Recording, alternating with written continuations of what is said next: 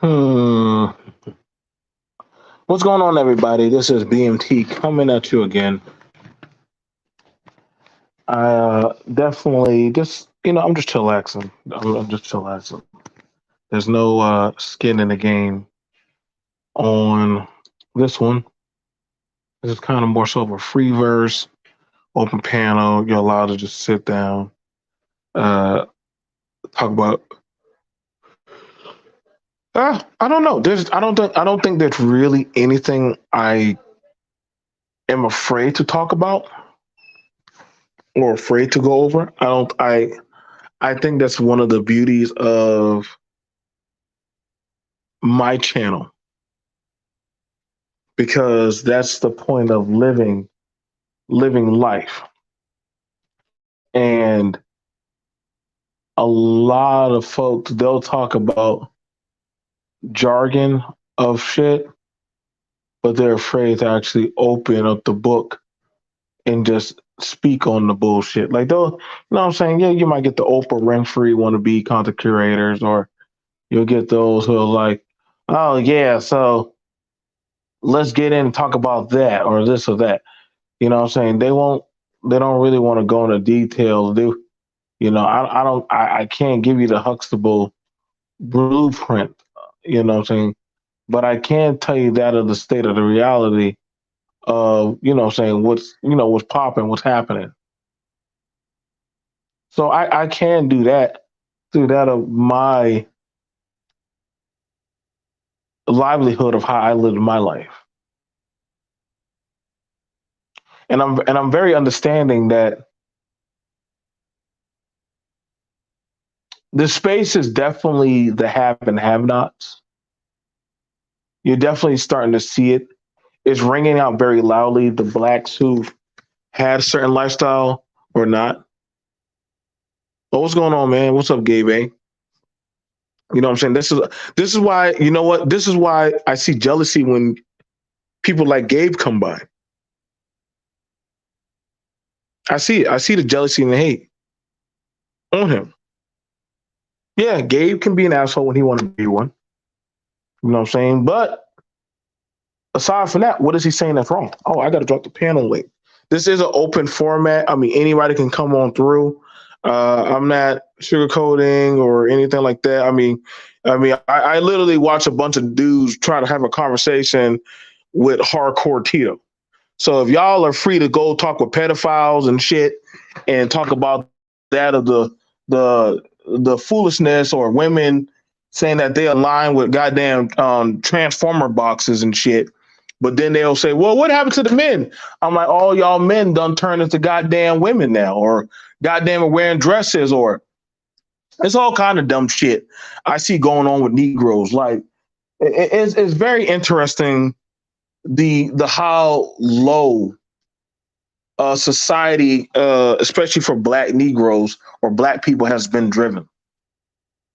You know what I'm saying? Like, it's very sad, man.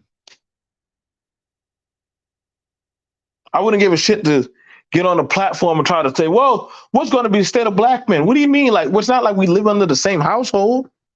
Y'all not my kids. You mean ask about what's the state of Black men?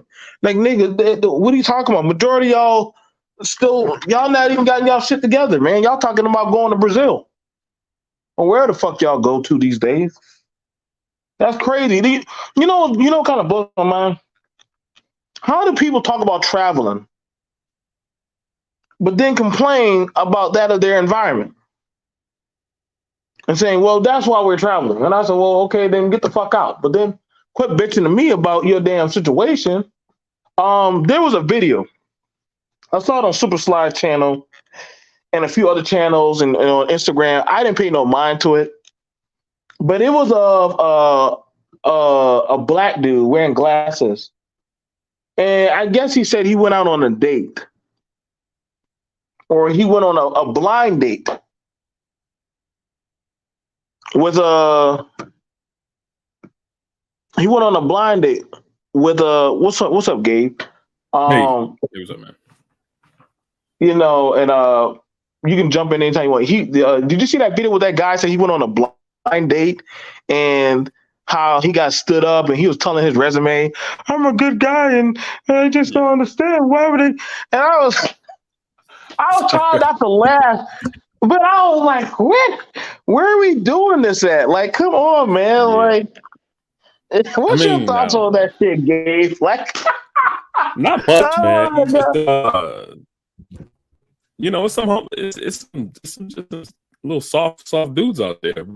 So, I mean, I say that. I think that everybody's like their progression journey. A lot of people don't, progress at the same point as others. So, I think that he might just be still got a lot of growing up to do, dealing with rejection and all that, but it definitely was weak. Absolutely. Jumping on social media to cry about a stand-up. Yeah. I'm going to say this, game, and just, I don't think he's ready to have a woman or a family. Nah, not at all. Not at all. I would be honest. For us as the family men, and we can talk our shit, he's not ready to have he can't have no woman. Nah, If we had to do an H&R, goddamn, we have to go over a report of his work ethic. I would say, hey, bro, you can't have no fucking woman. You too weak. Because a lot of dudes like that though. Like I don't think he's alone. I really don't. There's a lot of dudes like that. That kind of. So I look at him, right? Very soft, right? Very mushy type of dude that jumps social media. But also look at other dudes who like are super like rigid and stern. Who can't really who don't like relax. Them dudes too, and I'm like, they're not ready for relationships either. Because anything a woman does, they're gonna trip. They're gonna go crazy. And it's like I think that's also the other side of the spectrum of dudes that's not really ready for a relationship and family. I agree on that, man. Like, listen, man, it's definitely a shift in the balance of power. You got a lot of dudes. I mean, they just, and don't get me wrong, but the women. Listen, I think she's whiffed that on him because there are some dudes who are extra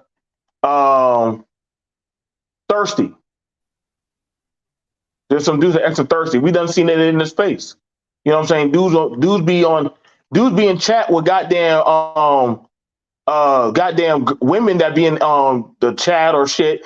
All the women got to say some goofy shit like, oh man, I believe in you, King, and all that other dumb goofy shit. Yeah. And I'm like, man, if that's all it takes to get cash apps or get on y'all panel and say, yeah, like the state of, like, y'all, they don't believe it. Why do you think that woman herself is not married? Like, y'all don't see the red flag, goddamn 40-plus-year-old woman saying all that shit to men, and yet ain't no man in her area took her? Like, come on, man. What is Jurassic Park? I missed some of it because my internet was messing up. But who the 40-year-old woman? I'm sorry, I missed some of it because my internet was messed up. Who the 40-year-old? Well, you got the Mammy Brigade that be in there saying how bad it is for black men out there and shit. And I'd be like, yo, what are you talking? I'm like, okay, so why ain't you been taken off the show? Why ain't nobody want fucking with you like that? You know what I'm saying? But it's wild. It's like the same dudes that they defend are the same dudes that they would never go for. Like they would not be taken off the market for the dudes that they defend. So I think that's also an element there. No, they won't. They don't. And I mean, honestly, it's just it's kind of laughable. Just like it was like you're seeing. And I had to give you a little bit of homage. I gave you a little bit of credence of homage of no, like I get tired of the motherfuckers coming around talking about get cybersecurity. And I'd be like, man, would y'all motherfuckers shut the fuck up? Like, I don't hear nobody talk about no programs, no type of malware programs you need to start reading or checking up on. Like, okay, so like when I wanted to be a game tester, right? I used to go look at the new magazines for like the new, I'm telling a little bit of my age, like the new Dell, back then when Dell computers were coming out. Oh, dude, you're getting the Dell. Or I was Yeah. looking at Microsoft 98, 97. I was checking on all of that. I don't hear that conversation. Like geek talk don't got shit to do with, well, programming talk don't got shit to do with goddamn talking about bitches and the Mahoney report and shit like that. All that shit. Hell, you really ain't even talking about race. You're just talking about very separate. programming. They're very separate. But I think that dudes like BGS, he try to mix them. Uh-oh. He's like, because AI is coming in the building, that means that black women are gonna suffer. Like, or that's gonna draw them back to the table. Like, that's not how it works. There's a whole economy. There's a whole like, it's a lot of other factors that are involved in this thing, other than just get back at Keisha content. So, yeah, I think people look through their gynocratic glasses. They look at everything. Look at the whole world through they get back at Keisha glasses, and it just don't mix, man. It's like a whole world out here, man. Like, go see it. It is. See, and that's the shit about it, bro. Like, here we go. Oh, okay. I can send it to you, Doc. I can send it to you. Yeah, I got one of the doctors that want to come up also. Yeah, like, no, it's an open panel format. Like, here's the shit about it, man. Listen, man. Yeah. I was doing work yesterday. I was showing them 1099 work. You know what I'm saying? Yeah. And I was like, listen, yo, the shit that y'all talk about here, y'all take that shit to the work or the job force. They're gonna fire your ass on the spot. Mm-hmm. You can't be going around talking all that submission and back in the day when grandma walked barefoot and pregnant shit. Listen, most jobs will fire you for that kind of conversation, bro. Like they'll somebody's just gonna come on the floor, say, hey, BMT, could you give me a second? Gabe, hey, how you doing? Come in the office. Hey man, that stuff you've been talking and playing in the work area, we don't do that here. So I don't think this place is the best fit for you. And that's it. Yeah, that's it. That's not for the work. For 10 years. What type of conversation ain't? It's not for the workplace. You're there to work. You're not there to get your frustration off about Keisha and about what I don't know, just about anything. Like, that's not what work is about. You know, go to work and then go home, and then you get it off. But yeah, man, it's just crazy out here, man. It's just crazy out here. A lot of this content is you know what's wild, BMT? You know what draws me to a lot of this content is because it's so foreign. It's because it's so foreign to me, right? It is pretty dogmatic, and it's weird for how the men and the women talk, because in logical society, this shit would be. You and I have never heard nobody say high value outside of fucking this nigga zone. Like nobody says that, and nobody, no race or culture goes around saying high value. Nobody says that shit, bro. Like y'all done licked Kevin Samuel's butthole too long, man. I don't know what the hell shit happened, man, but nobody says that. Well, in the boardrooms they say no, they don't. Nobody says that. Nobody says that. Nobody says that, man. Absolutely. Nobody's saying that shit, bro. Doctors aren't going around saying that. Lawyers aren't going around saying that. People that work at Walmart or any type of place, nobody's doing that, man. Like this is why I said this place is crazy, man. Y'all need to stop listening to them Uber drivers and crazy shit. Nothing wrong with that, but y'all really need to stop listening to these motherfuckers that are telling y'all all this babble shit that is not conducive. Yeah, most of this stuff you cannot take to the real world and apply it. You can listen to some of it and be like, oh, okay, I peeped this, I peeped that. But most of this stuff you could not, like, you can't hold a conversation with the majority of audiences outside of YouTube on the stuff that they talk about on YouTube. Like, even just how they be talking talking to black women. Like, I think it was some Anton stuff that Ramil was talking about this morning, where Anton was just bringing up these statistics. What does statistics say about this and that? Like, ain't nobody sitting up at a barbecue. Listen, ain't nobody sitting up at the barbecue about to play maybe some volleyball, might start to play some little football with the family. You know, the kids playing hopscotch. Nobody's bringing out statistics to have a conversation about where Black women are lacking. Like, stop it. That's not how you connect with people. That's not how you that's not how you relate to individuals. You don't just start busting out random statistics to try to prove your point. That's type of stuff to get you not invited to the next barbecue. That's type of that's what that do. So you know these dudes. No, and that's true, young Lane. Not even nobody in the military is going around saying that they're high value. That would get a shrink. That they just talk about they say they rank. And understand as military people are, listen, it's aside from certain type of pay of that they might get. Listen, bro, they're suffering out there too, man. The motherfuckers are going to the pawn shops and doing whatever they got to do. I mean, even pay is relative. I mean, you could be getting it today. If I let you up now, you better have your phone fixed, man. Somebody also said, no. Somebody want to come up.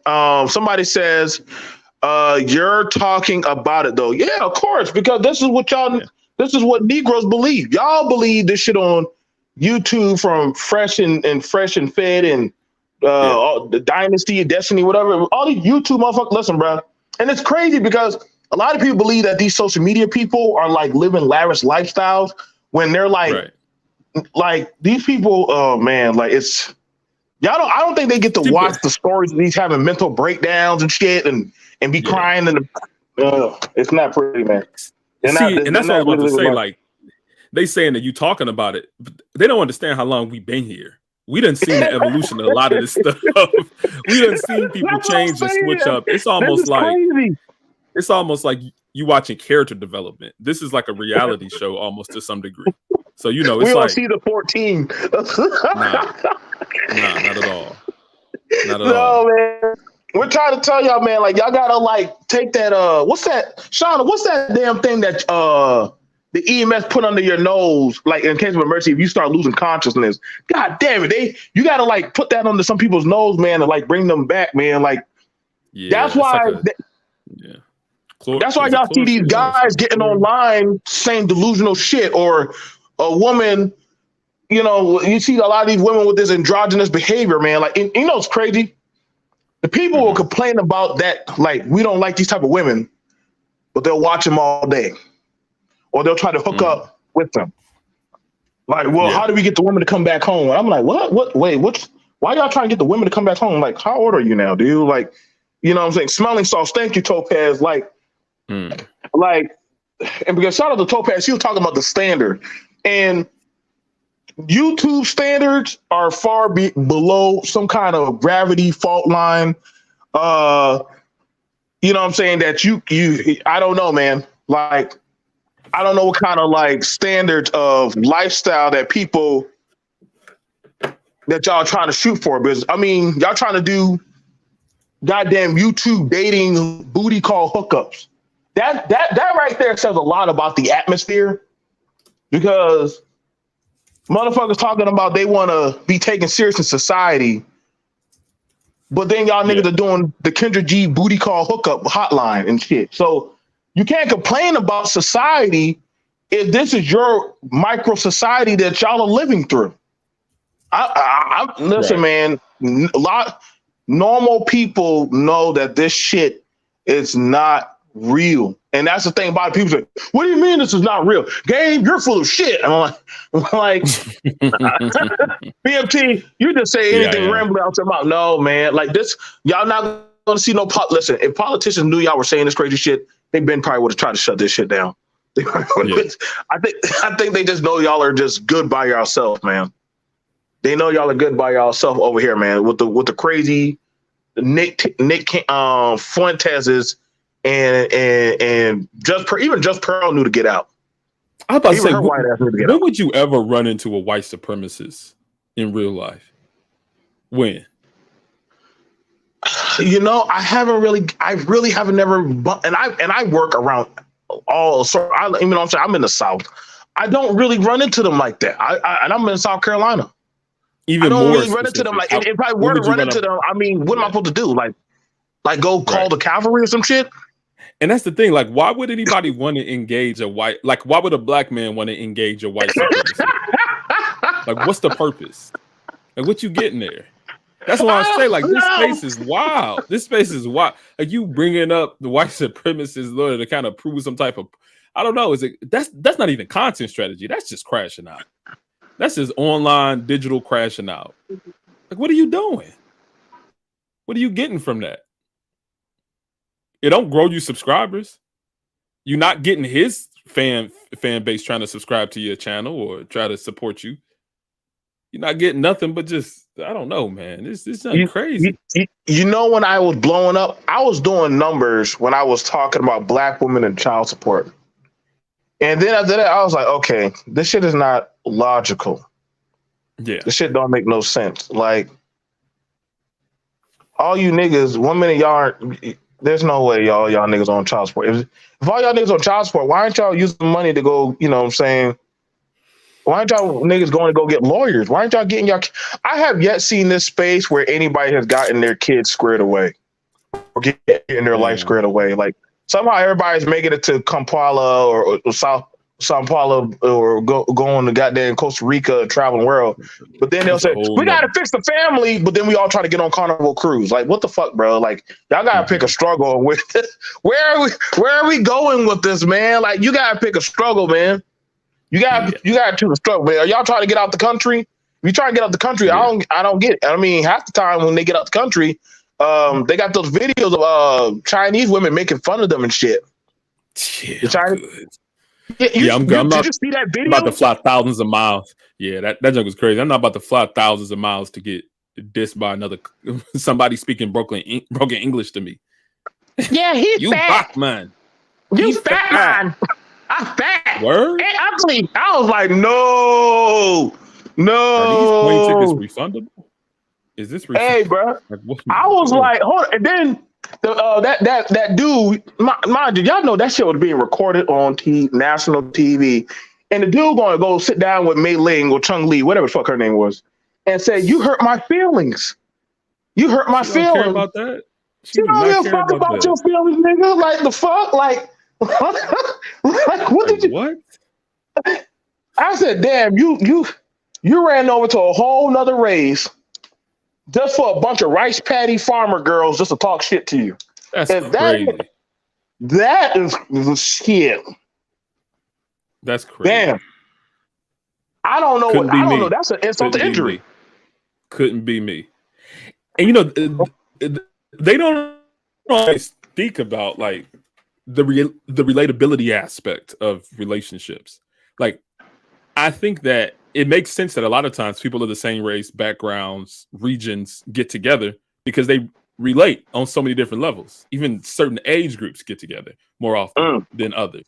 So it's like you going overseas, you got people from a completely different culture, from completely different backgrounds. They don't understand this. She don't know. She probably don't even know what slavery was. She like, oh, you talk about slavery over here?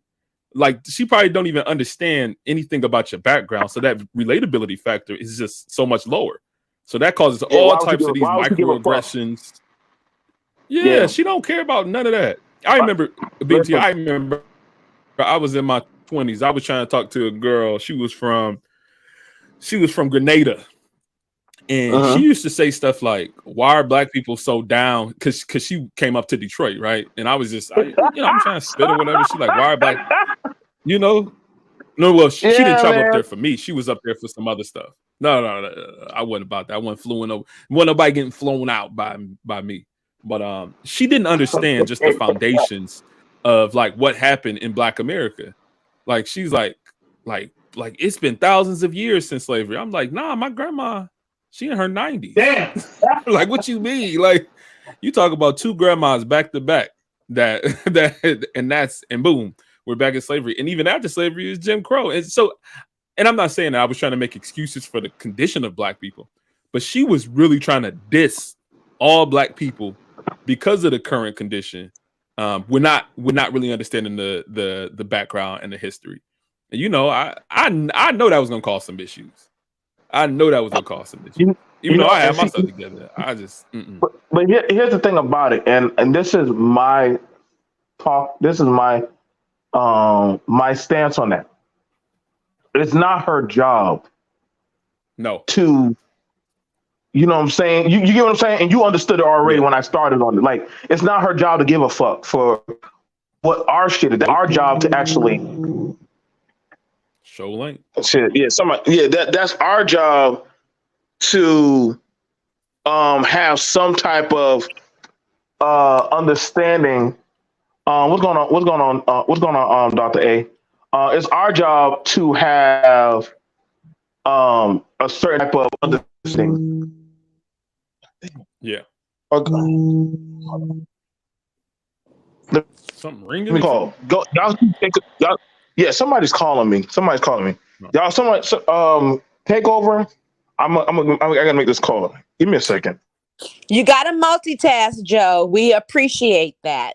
But the bottom line is, I'm going to represent for Hello? the ladies, but the lady who you're speaking of, there is no redemption. Okay. When you think that African Americans were enslaved thousands of years ago, but yet you are abreast of current issues in the BS world, you're watching social media and you're up to date, but you don't know your own facts and history as a person of African descent. There is no justification for that, period. Yeah. Well, that was my thing, right? I'm like, I'm not here to try to I'm not trying to connect with somebody who I got to get up to speed about my history. That's right? Like, exactly right. Like, what am I doing here? Yeah, I'm working backwards. So, and it's not just up to speed on your personal history, but that's like not knowing when man landed on the moon. How are you not cognizant of when slavery in America happened and what that timeline was?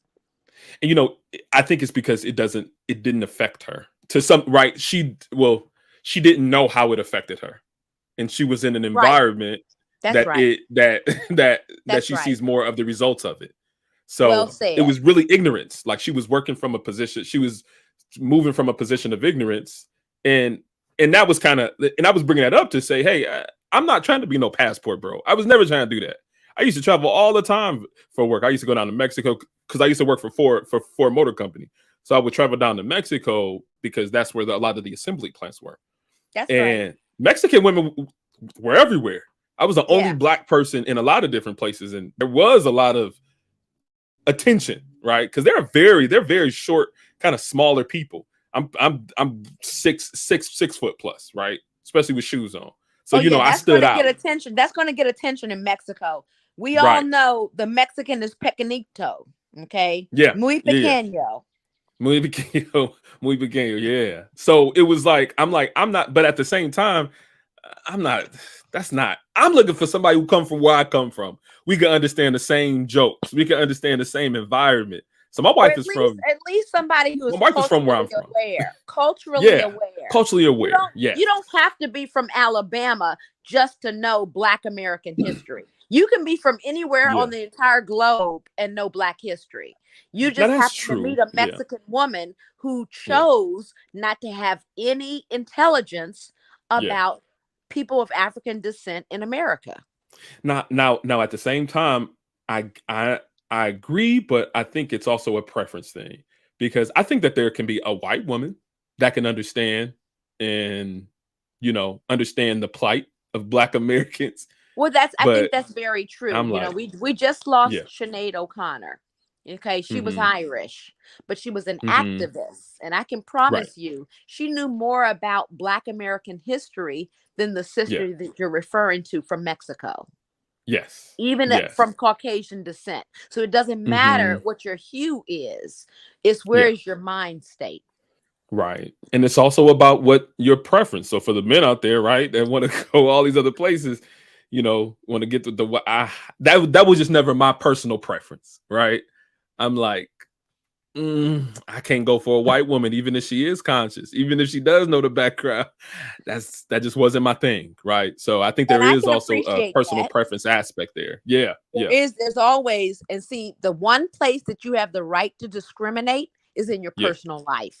Who you choose to chemistry be connected to is completely up to you. You don't have to Right. be unbiased. You don't have to be completely fair and politically correct. When it comes to personal choices about a mate, that is where you have absolute carte blanche to discriminate. And if you say, I don't care how conscious and aware that the woman may be, I need a woman of color. That's the same as me saying, I am not going to tongue down a white boy. Number one, their saliva tastes different. It really does. Not the No, it really does. Yeah. It has a different taste. They have a different chemistry, and I'm not into it. But secondly, I'm the first generation of Black women that can say no to white penis. Okay. If someone chose to rape my mother, my mother was born in 1946. Okay. That means, yes, in her lifetime, thank God it did not happen, but she could have been raped by a white man and gotten no justice. None. Especially in certain regions of the United States. Absolutely. Absolutely. So once again, talking about 6 degrees of separation and how the Mexican woman did not recognize what really is Black American history. It's that close. I can reach out and touch my mother. She would have had no justice and no vindication if she had been raped by a gang of white men. So I am the first generation of Black women that really, truly, for any act of aggression, any act of injustice by a white man, can actually seek justice legally in this country. I'm the first generation. So for that reason alone, that means something. I don't want no white dick. None. Let's go. Just based on principle. Yeah. Let me tell you about this one story, and I've told it before. So I went to, so my undergrad is in electrical engineering, and I went to a school that's very popular for engineering. And I went to a predominantly white institution. Right. And probably one of our first classes is our engineering fundamentals class, where they pair us up in groups and we have to complete different engineering projects, showing different principles of our industry, right? So I know one was like kind of like a physics background. We had to use different software to design some stuff. Anyway, I was paired up. So there, I was the only Black person in my class, first of all. And also within engineering, there are not a lot of ladies. And there definitely aren't any Black women typically in any of my classes. So there were 2 white young ladies that were there. So all the white dudes separated into their own groups. And it was me and 2 white young ladies that was in the group, because we like the outliers, right? Right. So anyway, we're going through the project, and so I had a very strong background in high school and middle school of mathematics. I even went to a math summer camp throughout my entirety of middle school and high school. So I was very adept to like math and science and engineering. But these young ladies, they were, they weren't as, I guess, exposed. So in many cases, I was finding myself carrying the weight of the group, and I was finding myself being taxed. So it came to the point where we were in a group project and we had a group meeting, and I just I wasn't like yelling at them or anything, but I laid it out firm. Like, listen, y'all not carrying y'all weight here. Okay. Now, let me give you a picture of me. This is early 2000s. I'm wearing a hoodie, right? I got a do-rag because that's just where I come from. That's Detroit, Michigan. I love it. That's Detroit, Michigan. I love it. Yep. Right. So it's like, that's who I am. So at the same time, these young ladies had never been exposed to that. I think I even have a picture of me. Right. This is me in college. Somebody who's a STEM expert with the do-rag and the hoodie. Right. This is me in college. This is a picture of me in college. You didn't fit the mold. Yep. I did not fit the mold. But at the same time, so I'm letting these young ladies know. And at the same time, I'm looking at them and I'm seeing tears. Do you know when I saw them tears? Do you know there was something that rose up in me? There was some fear. That was some fear. No, that's and right. Like, because guess what? Emmett Till didn't see tears, and look what happened to him. Okay. Listen. So when Becky cries, it means something. It does. So I had to relegate that whole situation real quick. I had to soften it up, because I'm like, I don't like this position I'm in. So kind of fast forward. You ain't gonna say no Black man made you cry today. Not at all. And it was just me and them in a room, in the study room. And I'm like, listen, so many things can be said and done here that I am not willing to go down that route. So anyway, fast forward Amen. to the relationship thing. I'm like, never. Because I could listen, I remember that fear of seeing them white tears. No, you're right And about I'm that. like, I ain't Bruh. never going You know there what? again. Thank you Yeah. for saying that on this show, because that's Yeah. real and that's powerful. Anytime Mhm. a black man, especially with your stature, like you said, Yeah. you're a big Mhm. rock of a man. Okay. You Mhm. ain't no little Pee Wee Herman of a man. No. Anytime a black man is like a George Floyd, okay, he has a presence about him physically, and he's Mhm. in the presence of Becky. All she got to do is point the finger and cry. That's it. That nigga will be Emmett Tilled. That's it. Whether it's legally, whether it's a community that come after you, whether I mean social media, who not? Well, I don't know. I might have some But protections via social media, but still, it's their word against mine. even if it's your fellow STEM students that Right. ostracized you in engineering, Right. Right. it is real. It is real, and I'm so glad. Thank you, Mhm. Joe, for giving us the medium to discuss Absolutely. this intelligently as Black professionals. I am Mhm. so happy to be in discussion with a Black man who is a STEM Oh, I expert, appreciate it. who has studied engineering. My father was Mhm. an engineer. God rest Oh, his soul. So awesome. God bless you, bruh. Like for real. Same to you, and bless him too. Definitely appreciate it, Joe, for giving the floor. I don't have to. So I'm kind of known to kind of be an antagonist at times to people in these Black YouTube streets. But this has definitely been a valuable conversation. Appreciate it. I think one of the issues that we're having is everybody. It's like going into like a store to go shopping. Everybody doesn't wear the same size pants. You got to find the one Right. that fits you. What some people want to go after. You know what I'm saying? That's them. You know what I'm saying? Like I can't tell one man or one woman, uh, their degree, but I know my degree of where I talk about. That's why when I said like when I had the conversation, I told yesterday that somebody felt a certain type of way about being a 1099 worker, and I said, well, everybody doesn't have to be a 1099 worker. Maybe some people do better working for people or working for a job. I think that's safe. I mean, there's comes a lot of responsibility having to file your own taxes, keep up with the Yeah. property, the maintenance, the websites. Everybody, I don't agree with. Oh, we got to do this. We got to do this. We got to own. And then when you see the people who all rush out there to own, and they don't have the process or wherewithal, like I hear a lot of motherfuckers say, everybody, we all need to go drive trucks. And I'm like, nigga, like, stop. Yeah. Like, no. See, like, and that's the thing, right? That owning things comes with some things that a lot of people don't account for, like you mentioned, like healthcare, right? Healthcare is an expense that many organizations cover almost 100% for most people who work for them. Like I have an 8-month-old now, right? When we were leaving the hospital, all of a sudden, I'm seeing these bills hit my our little app, our little healthcare app with our medical institution. But then the next week, they were all gone. You talking 5 figures to have one baby. Right. That's right. So but that was all covered because of insurance through my employment. Now, if I was not employed, if I was 1099 or if I was working contract, that will all be on me.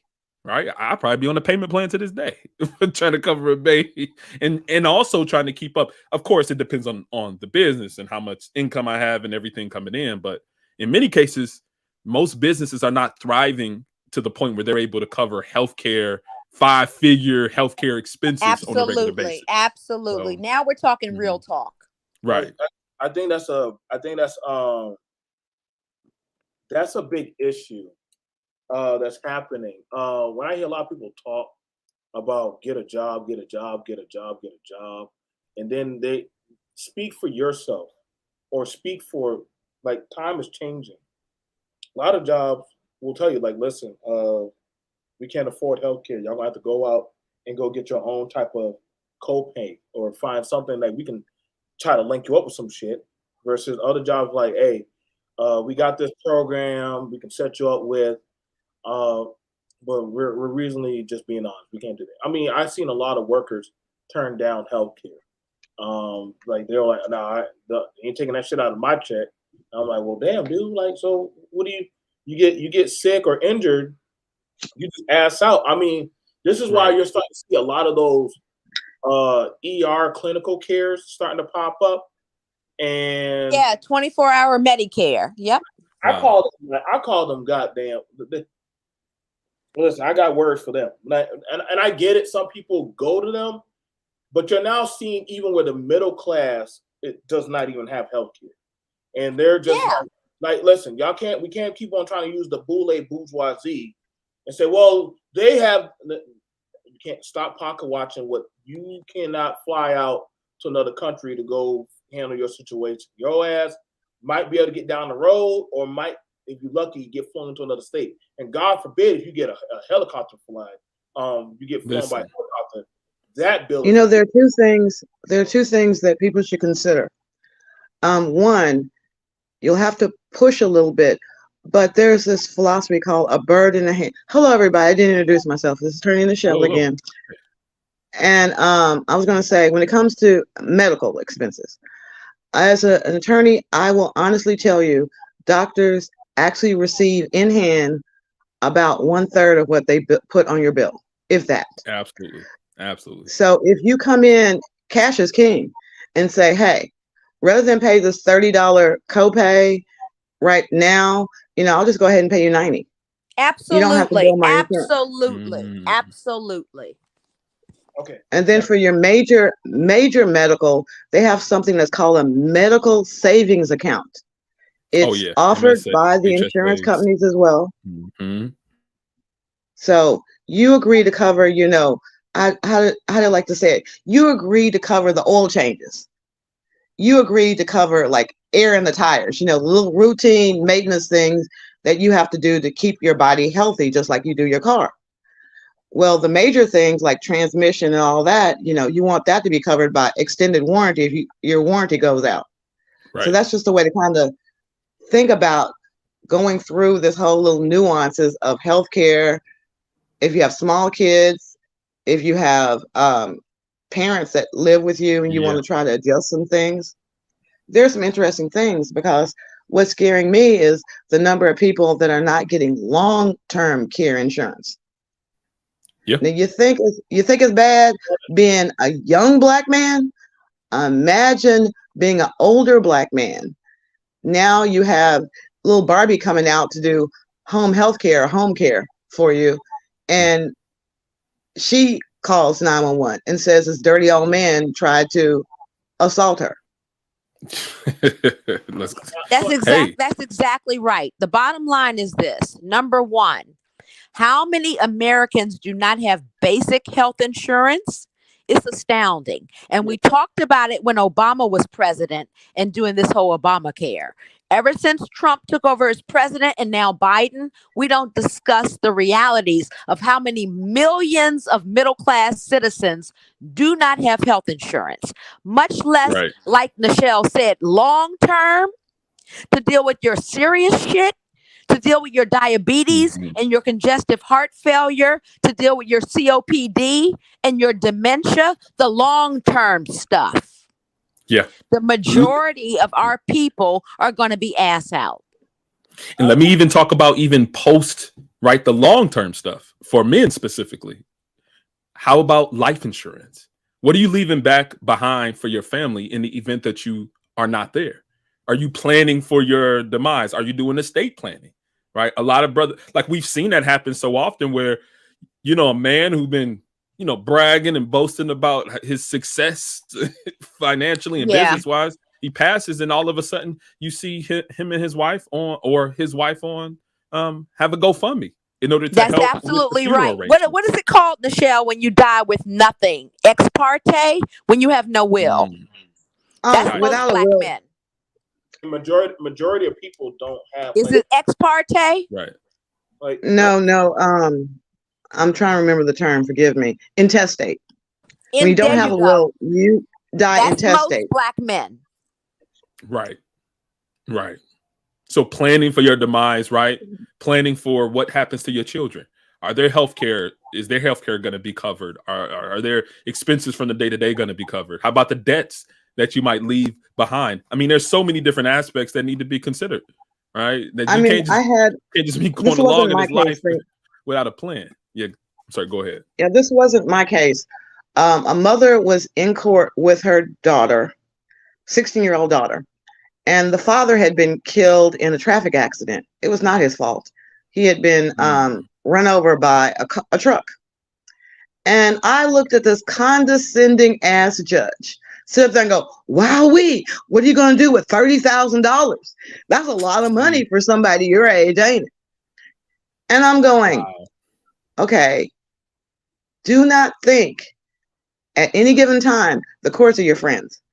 Because on another case, when I was just observing, father was in jail, mother was, struggling, a stay-at-home mom, car accident again, and the little amount of money that they wanted to put in to an account for the little girl's injuries in the car accident. She'd already received all her medical treatment.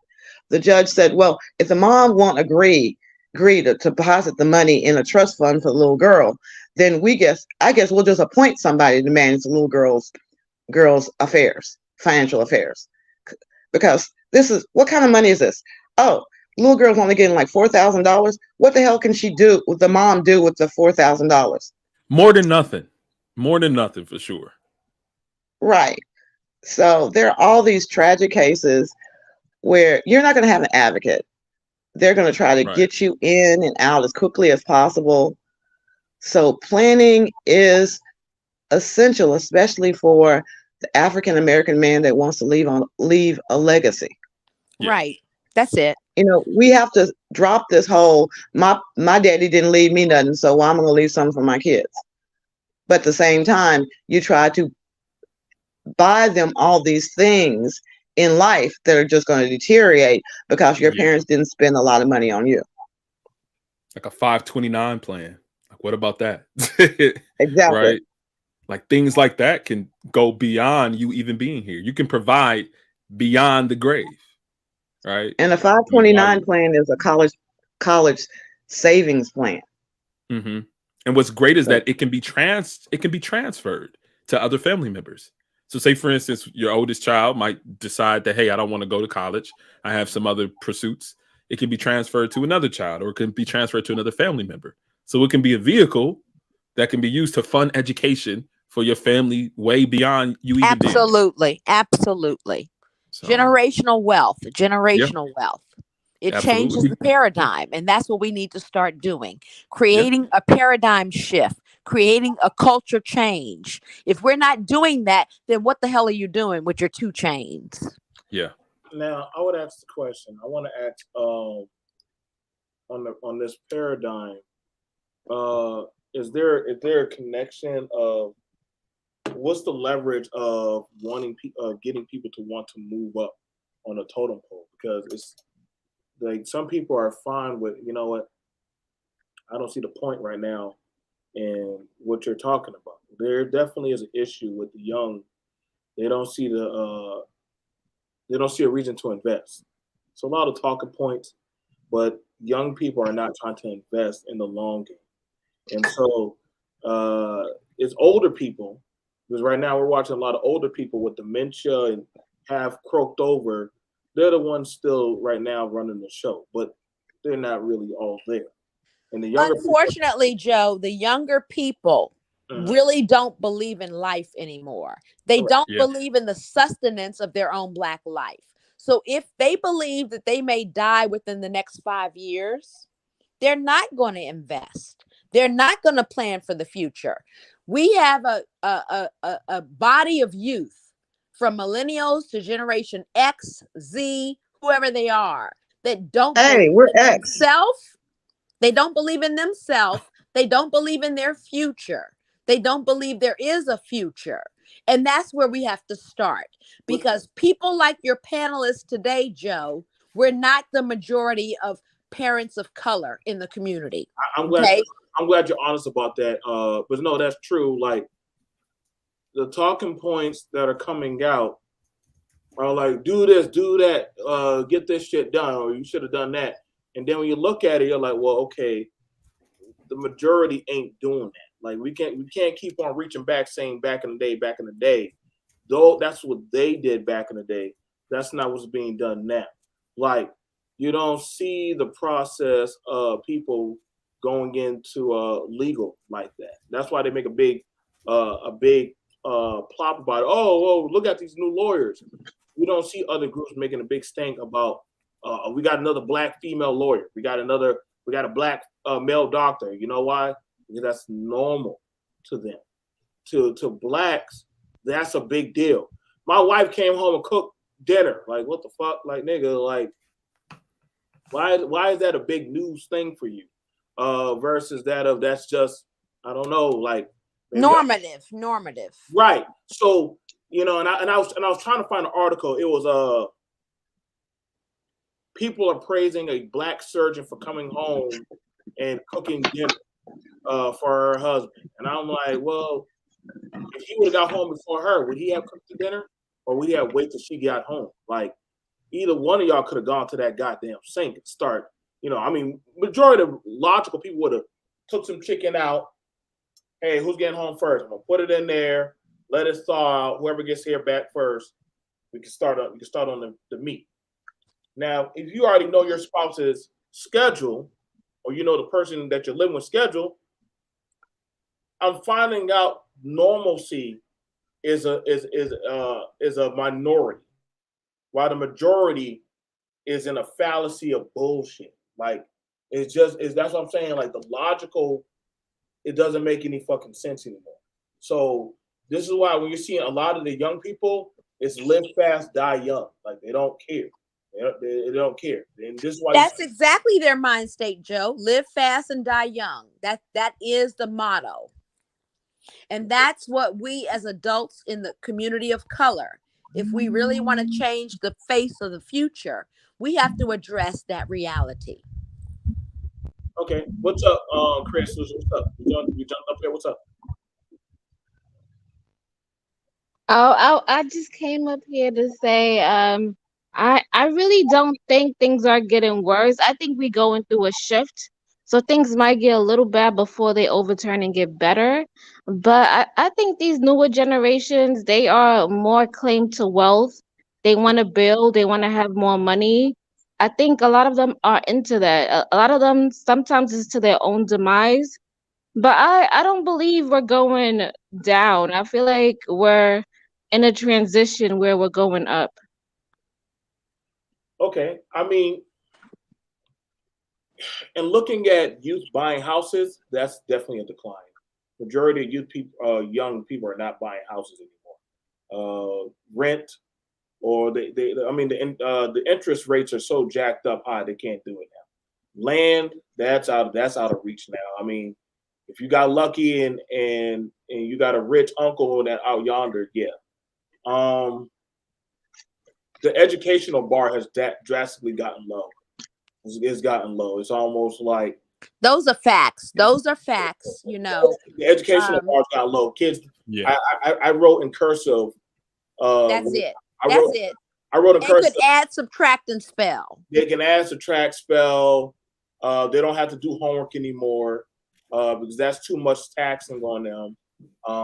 God forbid you get them a book report. They don't really start doing book reports until they God forbid you hurt their feelings, okay? Because you hurt their feelings, you in big trouble with the cops. I think honestly, society, especially here, is regressing drastically.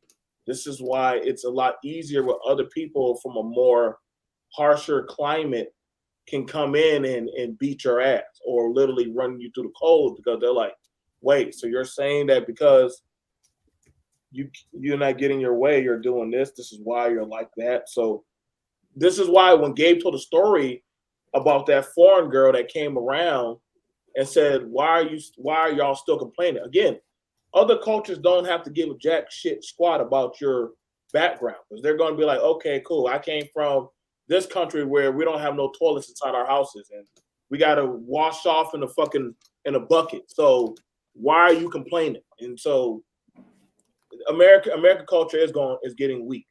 American people are definitely are not being able to thrive. The job, the market. I think they just had it where one of the biggest trucking companies just shut down. So that's 30,000 truckers out of the job. That's not including the dispatch. That's not including the mechanics. That's not including the the Yellow company just completely shut down. They're done. That now you gotta understand, Yellow has been here before, I think around Mayflower and Swift. So who the hell is running? So how are those routes getting out now? Like, like nobody's thinking of it's the Chinese and the Mexicans. It's no more American. Ain't no more American. Hey, man. You know, the one thing Creative Solutions said that is right is they're into material shit. Okay. The Generation Z, the millennials, they want to know if it doesn't make dollars, it doesn't make sense. Like, I don't think we're going to be able to hide it much any longer. How bad, like, you know, like when a doctor asks you, like, you need to tell me your pain. And if you can't tell them their pain, they're like, listen, if you don't tell me what's wrong with you, it's going to show up later on down the line. Like, we can try to get at it now. Okay, you guys, so hear me out. I feel like we are moving into a really big transition. So I remember when I was growing up, people feel like they had to really work hard and sacrifice for money. But I think it was a mindset that you felt like you had to do it. And today's generation, people are not doing that. If it doesn't make sense, why are they going to sacrifice their time, money, their effort, and lose out? You are accurate. You're very accurate. So we're transitioning. People, as of today, people are looking at they can make money easily on the internet. They can make money starting up their own business. They can find something that they really enjoy doing and make money that way. So it's a shift in mindset. Nobody wants to sacrifice. And unfortunately, Creative Solutions, they learn from the past. And so you're very accurate in saying they don't want to be a broke ass Billie Holiday. Okay. All the decades and decades that we produced Black music and got nothing.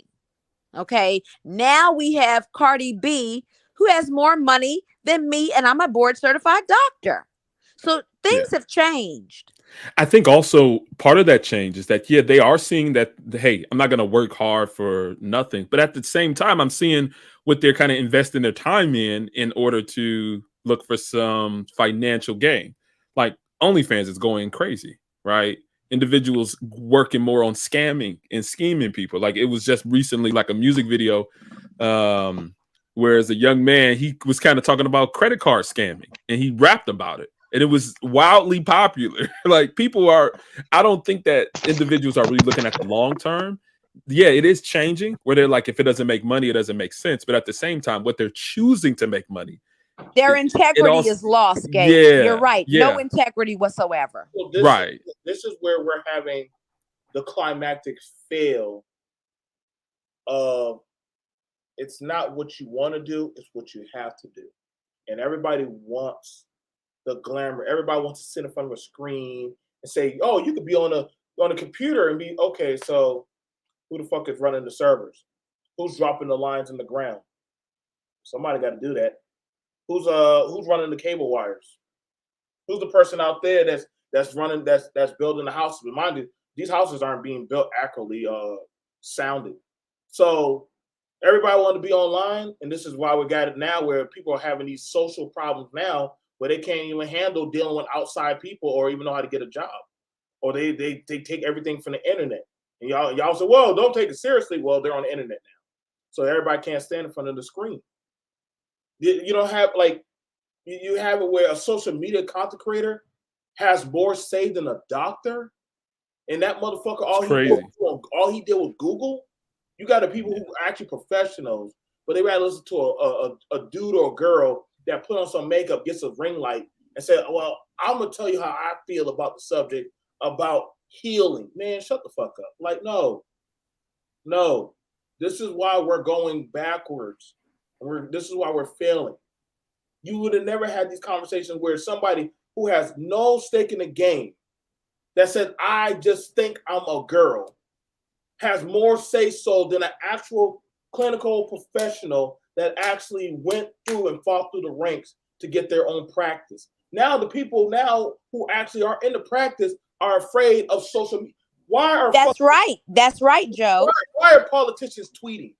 Why are people that are dealing with, I knew what time it was when you saw the CDC. Guess what the CDC said on Twitter? Like, what the fuck? Nail it, Joe. Why are y'all on Twitter? Yeah. Y'all on Twitter with the teenagers arguing with them about what y'all believe people should be doing versus that's your job. Like, and this is why I'm saying, like, everybody can't be a boss. There has to be workers. There's no reason. You're not going to tell me, like, when people go out to go get something to eat, sorry, we only got 2 people in here. Where the fuck is everybody else at? Yeah. And that is why America's falling behind globally. You just nailed it, okay? Because no, everybody can't be a boss, and everybody doesn't have the stripes to be a boss. But in America, that dollars and it doesn't make sense bull crap, that mindset says either I'm a boss or I'm unemployed, and I'll collect an unemployment check from Joe Biden, okay? So nobody in America wants to be a worker bee anymore. And it is going to cost us as a country.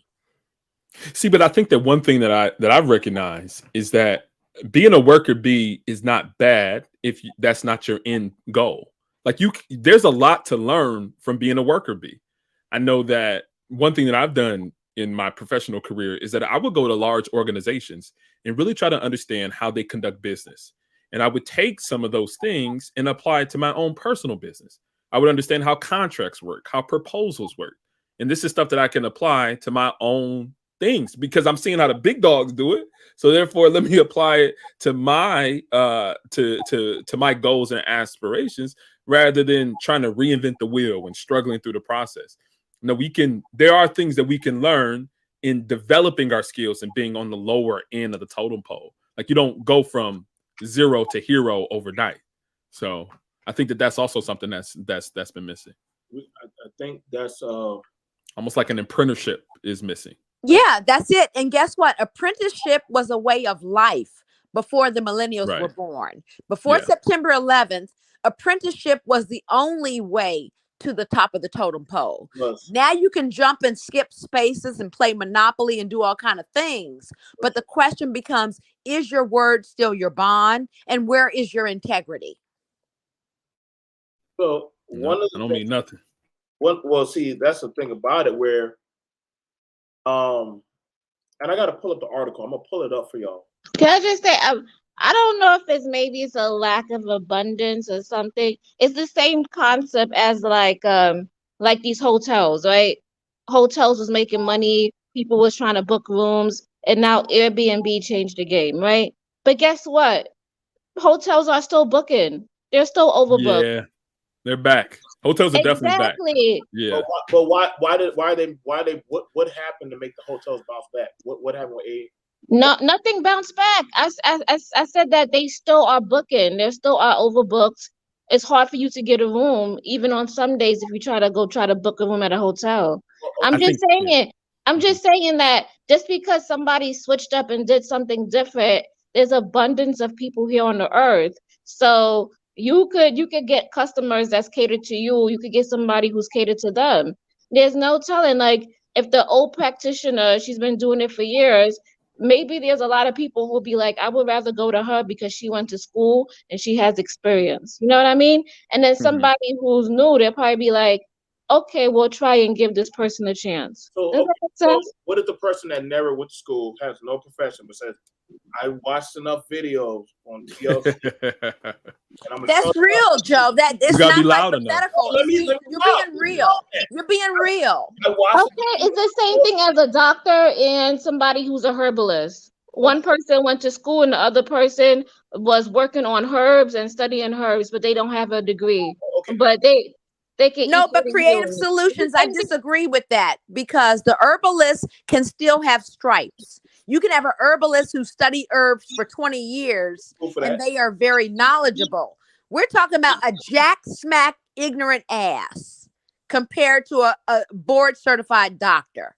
That's that kind of difference. Listen, so when you go into, everybody will understand, when you go into a licensed clinical practice, let me make sure I say it like that, right?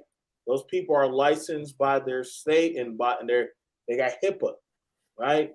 This is why I don't agree with nobody getting on social media talking to these people about your clinical issues, and then you wonder when other people start talking about your issues, and then you go into an even downward spiral. Gets even more dangerous. Versus that of somebody, you got it. Somebody is in a safe space. Yep. And you start talking with them, and then guess what? Now you are now in a legal binding contract. It doesn't matter if the police order, hey, Dr. A, what did y'all just talk about? That's right. That's right. This is what me and my client talked about. That's so, it. Yeah. That's it. You can't, like, there's those degrees that protect people. That protect people. Now somebody getting online and they're shedding everything, and then now you could sign a paper, you can make a contract and do the same thing. So see, but I think I was gonna say, I think at the same time it's been almost like a downtrodden of credentials and degrees. Like, I think that when a lot of people talk about degrees today, they think about some type of financial burden. They don't talk about the credentialing that's involved there, that kind of really helps individuals understand, hey, who are the professionals who really put the time and effort in. The vetting process is it's absolutely nothing anymore to a lot of like millennials and below, and some younger Gen Xers. Like, they just look at it as a financial burden. Like, school isn't teaching you what you need to be taught. It's leftist and all that type of stuff. It's like, do you understand like what the strenuousness of certain educational programs? That's it, Gabe. That's it. That's what I was trying to say to Creative Solutions before. Is the difference between an herbalist versus an MD? No, that's not valid, because both can be extremely expert. Try somebody who doesn't know jack smack about anything, but they have a lot of followers, and then they want to come against somebody with stripes. Socially, they're looked at as more credible. The one who has more followers and the one who has a louder voice socially. I'm gonna just say, obviously, you do have to have credentials. You have to, in some kind of area. But I'm just saying, somebody who has on-hands experience versus somebody who just did 4 years in a university, there's no comparison. No, a medical doctor is not a 4-year university degree. Yes. Well, I was gonna say a medical degree. There's accuracy to hands-on experience. But I was gonna say it doesn't just end after 4 years to be a licensed, board certified medical professional, right? A doctor, a physician. It's like, what is it? 12 at least, if you're going to like. Well, no, I went to medical school for 4. I went to residency for 4. I've been in practice over 20. So you're right, Gabe. But to Creative Solutions' point, we're not discounting hands-on experience, because go outside of the medical profession. Someone is a graphic designer and they've been doing hands-on experience for 10 years. Of course it counts. But what we're saying is somebody who doesn't have experience, they just have followers. Mm-hmm. They have truly taken a shortcut. And that's why I think that it's almost like, if you're trying to get your name out there, if you're trying to build up your brand as a professional in your field, you almost have to be a big self-promoter. You have to promote yourself. You have to build up your own brand, even outside of the organization that you work for, in order to be effective in your market and industry as a whole. That's you cannot correct. Just stop at If you don't have all the followers, you don't have any credibility. Your street cred does not come from your credentials anymore. No, not anymore. Not anymore. That's why I started, like Joe knows, like I've been starting to create like tech content on YouTube. So I've been doing a lot more of that in combination of the work that I do within my profession for my employer. So, you got to have almost a double thing. So kind of create a solution. To your point, I think that even those herbalists, they also need to have some level of credentialing, right? They need to study under somebody, maybe bringing back the apprenticeship type of thing. Say, I've studied under this individual and been able to acquire these type of skills along with my hands-on and my social. So you can only, like, this is why I feel like Black people are definitely falling out of grace, especially Black Americans. Because at one time, It was almost a badge to Gabe was getting old. He understand I got to find some interns to pass on my craft. If Dr. A was a doctor, a house to house doctor, or a housewife, a midwife, she had younger girls or younger women that she was teaching how to do it and how to watch the woman, postpartum behaviors, and X, Y, and Z. Like my grandma was a midwife. She was taught how to be a midwife, her grandmother. And so she was also showing my mom, who also went into the medical field, as well as a few other nieces. So it kind of got passed on. So that was kind of a circulation of one, the money, and two, the craft. But if that skill never gets trained or passed on, then it sticks and dies with that one person. Now, granted, I get it. YouTube is the age where anybody can jump on in front of a screen. You can learn anything you want. Right. It's true. However, certain things stay in-house for a reason.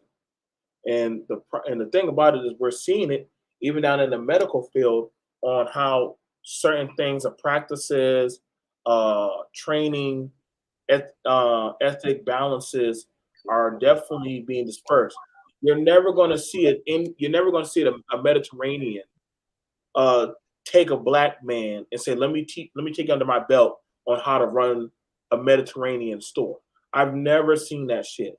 I've never seen a Chinese man say, let me take you, black woman, and show you how to cook egg foo young inside of our restaurant. I've never seen that shit. They've never offered you to come inside of their place, of their stomping grounds.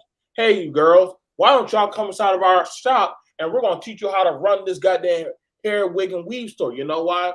They're not in-house putting you in on that shit. Yeah, you can keep going online, and guess what? At the end of the day, you're buying through them. They're never going to put you at the seat of authority and power. There's a difference of you can be a content creator or you can be the source that the creator of that content has to go through. Understand this. We're not getting enough lawyers. Do y'all not understand our lawyers and doctors and all our professional craftsmen are going down? Like that shit's going down. Black men, you're not buying property like that. You're just not. Whatever this shit about y'all ain't making babies, fine. But y'all are not buying property. When it comes to the black woman, how she's being treated and dealt with in society, that shit's goddamn curbing on the rocks. So we definitely see that shit's happening. And so there's a lot of fault line shit that's happening. Yes, of course there is. And it's not just lack of ambition and lack of desire. I want to give a shout to Shonda H and Nicole Marie. Thank you for listening, sisters. I appreciate your comments. So I got that one. Knowledge and skill was not passed down in our communities. Everyone has to start over. It's hurting us. That is true. Shonda brought up about that of the attorney. She also brought up about that of. I think she also brought up that about the clinicals. I got to go back and find it. But she's on point with the clinical. She's absolutely accurate. She's also in the medical field. Like I take it very seriously. You could tell. Yep. Yeah, I take it like the people. Like y'all understand, man. A lot of these things, and me and Michelle had a long conversation about the legacy. Like, listen, other people understand. Like, like the weathering storms that are coming down the pipe with politics. It's kind of like, hey, you got to go back to your roots. You know what I'm saying? Some people are. I'm seeing it where Caribbeans are grouping together to go buy houses, and if they got to do it where 6 of them are in that 1 5-bedroom house, they'll do it until they're ready to go get the next house. Like other groups are understanding that, hey, you blacks are individually fighting the storm, and yeah, it is what it is. I understand that, but we're not winning. I was going to talk about I'm getting an article ready for Boyce Watkins, and it was another guy, the Tulsa estate. They fumbled the bag and lost $13 million of black hard-earned cash. They lost $13 million. And people are saying that they can't get back the paperwork. They can't get back their money because of how they signed the paperwork. And in my mind, I'm wondering if only there was an actual lawyer, a lawyer there that actually would have sat down. You understand what I'm saying? Like, sat down and actually did it. But see, this is what happens when you don't have professionals. When you don't know better, you easily can get got. You just put your money in and you lost out. Same thing happened with the safe space in Georgia. People put their money in there. We're starting to see where a lot of people are taking advantage of the people who don't know better, but they want to do better. But if you don't know better, I could easily get you out of your stuff. And it's bad because it's history repeating itself. It was one thing when y'all could say, well, the white man did it, but now what happens when there's a black person who knows how to do it too? And now I just got to just play the same game. You're going to already trust me. So if I come in there with Trinity Nichelle, and she knows how to speak with a silver tongue and say, listen, sisters, why don't y'all join up with me? Y'all put y'all money into this trust, and we're going to get this land, and y'all have a safe place for y'all girls to come out here. Now, all of a sudden, then y'all sit down after 6 years. Hey, Nichelle, where's the money going? I don't know what to talk about. Let me get back to y'all with the books. Let me get back to y'all with the books. See, and that track record piece is so important. Like, okay, you might not have the credentials, but what have you done that shows that whatever business dealing you're trying to get me involved in, that you're able to execute and deliver on this? Like, we're so quick to look for the quick come up that we're not even doing the due diligence of verifying what we're actually putting our money into. Like, it's crazy. We want to throw down credentialing. We want to throw down degrees, but we want to big up people who got the get to money quick scheme. Like the crypto thing, that was a big revelation of where a lot of us black folk are. We looking for the quick come up. I was hearing people who have never ever spoken about anything money wise, business wise, who were all in on crypto. What? What? You looking for the quick come up? You're not really looking at anything long term, anything sustainable. You're not looking at anything that has a track record of financial success on the market. You're just trying to get some quick cash and call it a day. No, thank you. And once again, that's really the mindset, and trying to make the most out of what we got and move the ball forward would be to say, okay, let's take what Creative Solutions has said. If it doesn't make dollars, it doesn't make sense to them. Okay, fine. So you want to go for something that has a measurable outcome. Right. But how can you do that and still maintain your integrity? Because you can't move forward in this world with zero integrity and expect your word to be your bond and you to be taken seriously and have any longevity. You're not going to have it. Right. Part of that has to do with the market itself. First words out of any business discussion, 9 times out of 10. These may be a little bit more sophisticated, but the question is, what's the exit strategy? How are we going to get a return on our investment? The major return, not, a little 2% here, 3% there. We want return on our investment. And that's one of the things that really breaks my heart. Every time I hear a Black person say, I won a settlement. No, you like the lottery. It's like the lottery, right? I won a settlement. Right. But it's worse than playing the lottery, because you already know going in, that's probably just a donation. You're not going to win anything. Right. But when you go into these lawsuits that we see to try to make things better, what you tend to find is that the settlement is about the attorney getting 40%, all the costs being paid, and you take whatever's left over, if anything. Right. And you hear these crazy, $15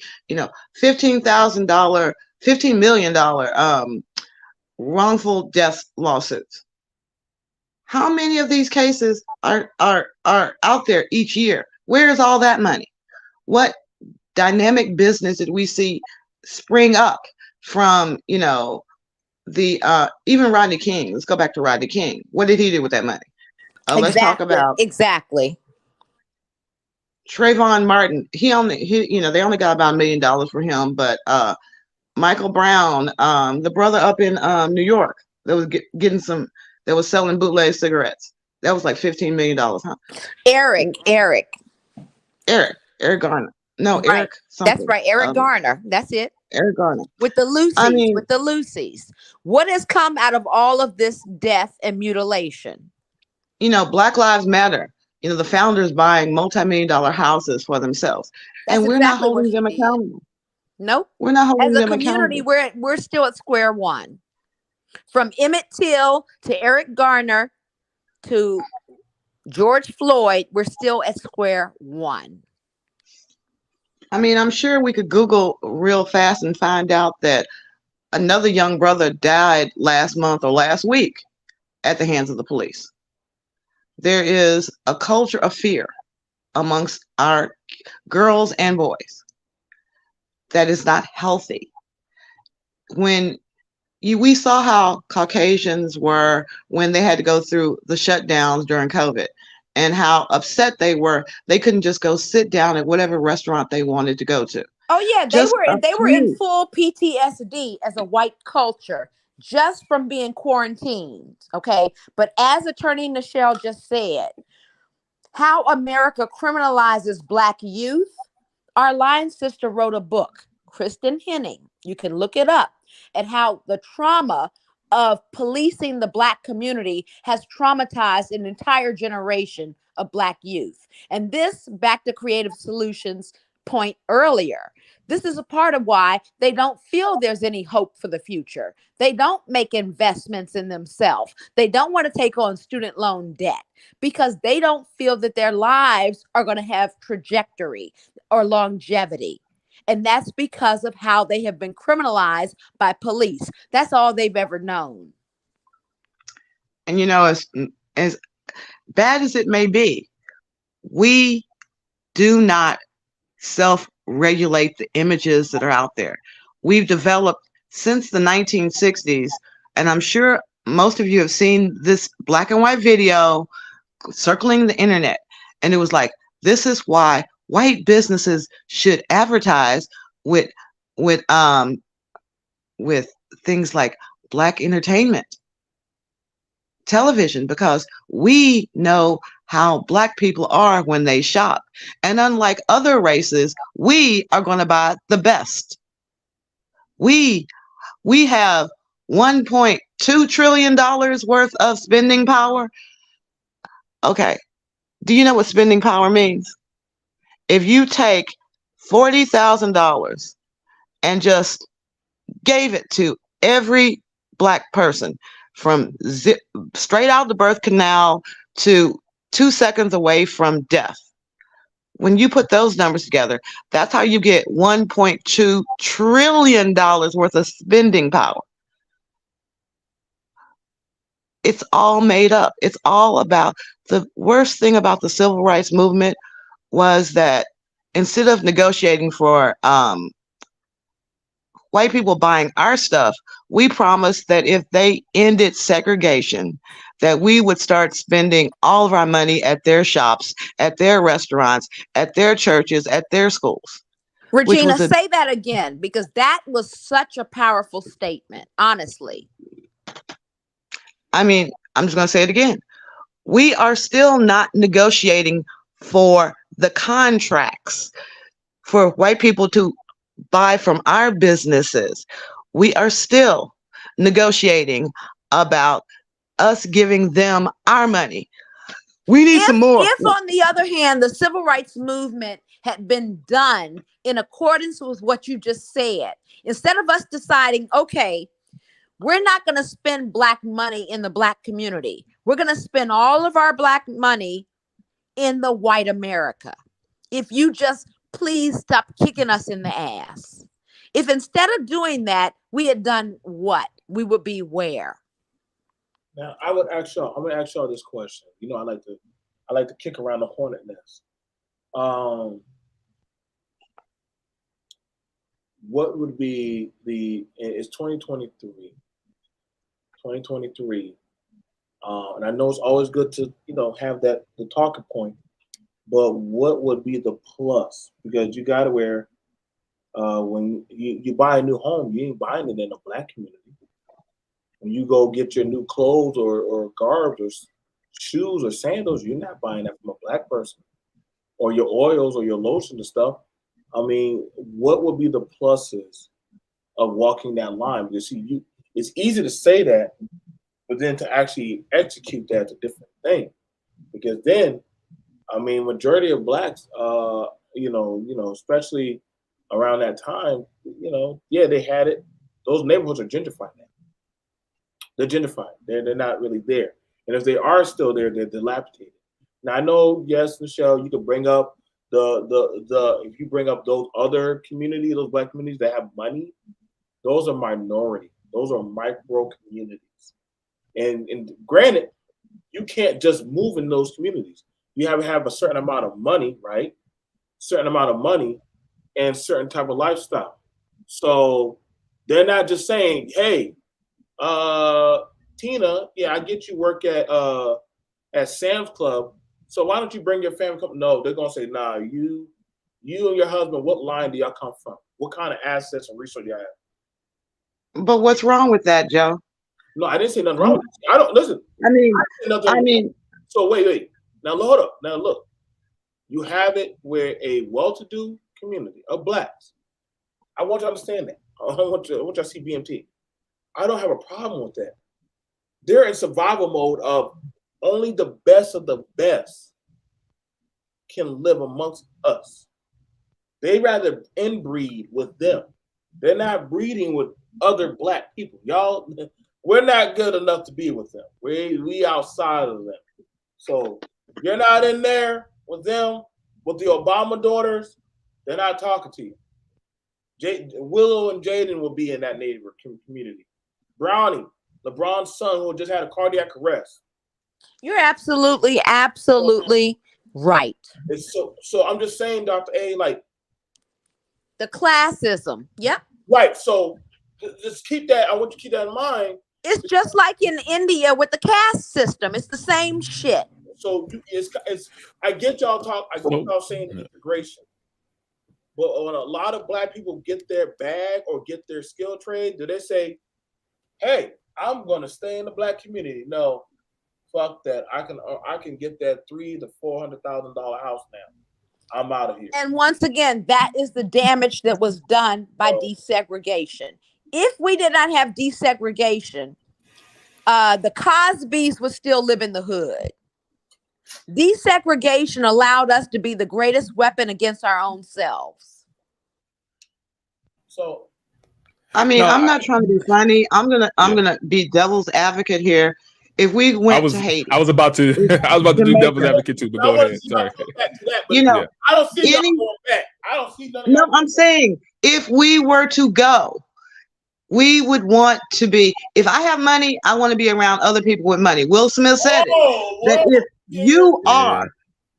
you are the richest person in your group or the smartest person in your group, you need to find another group.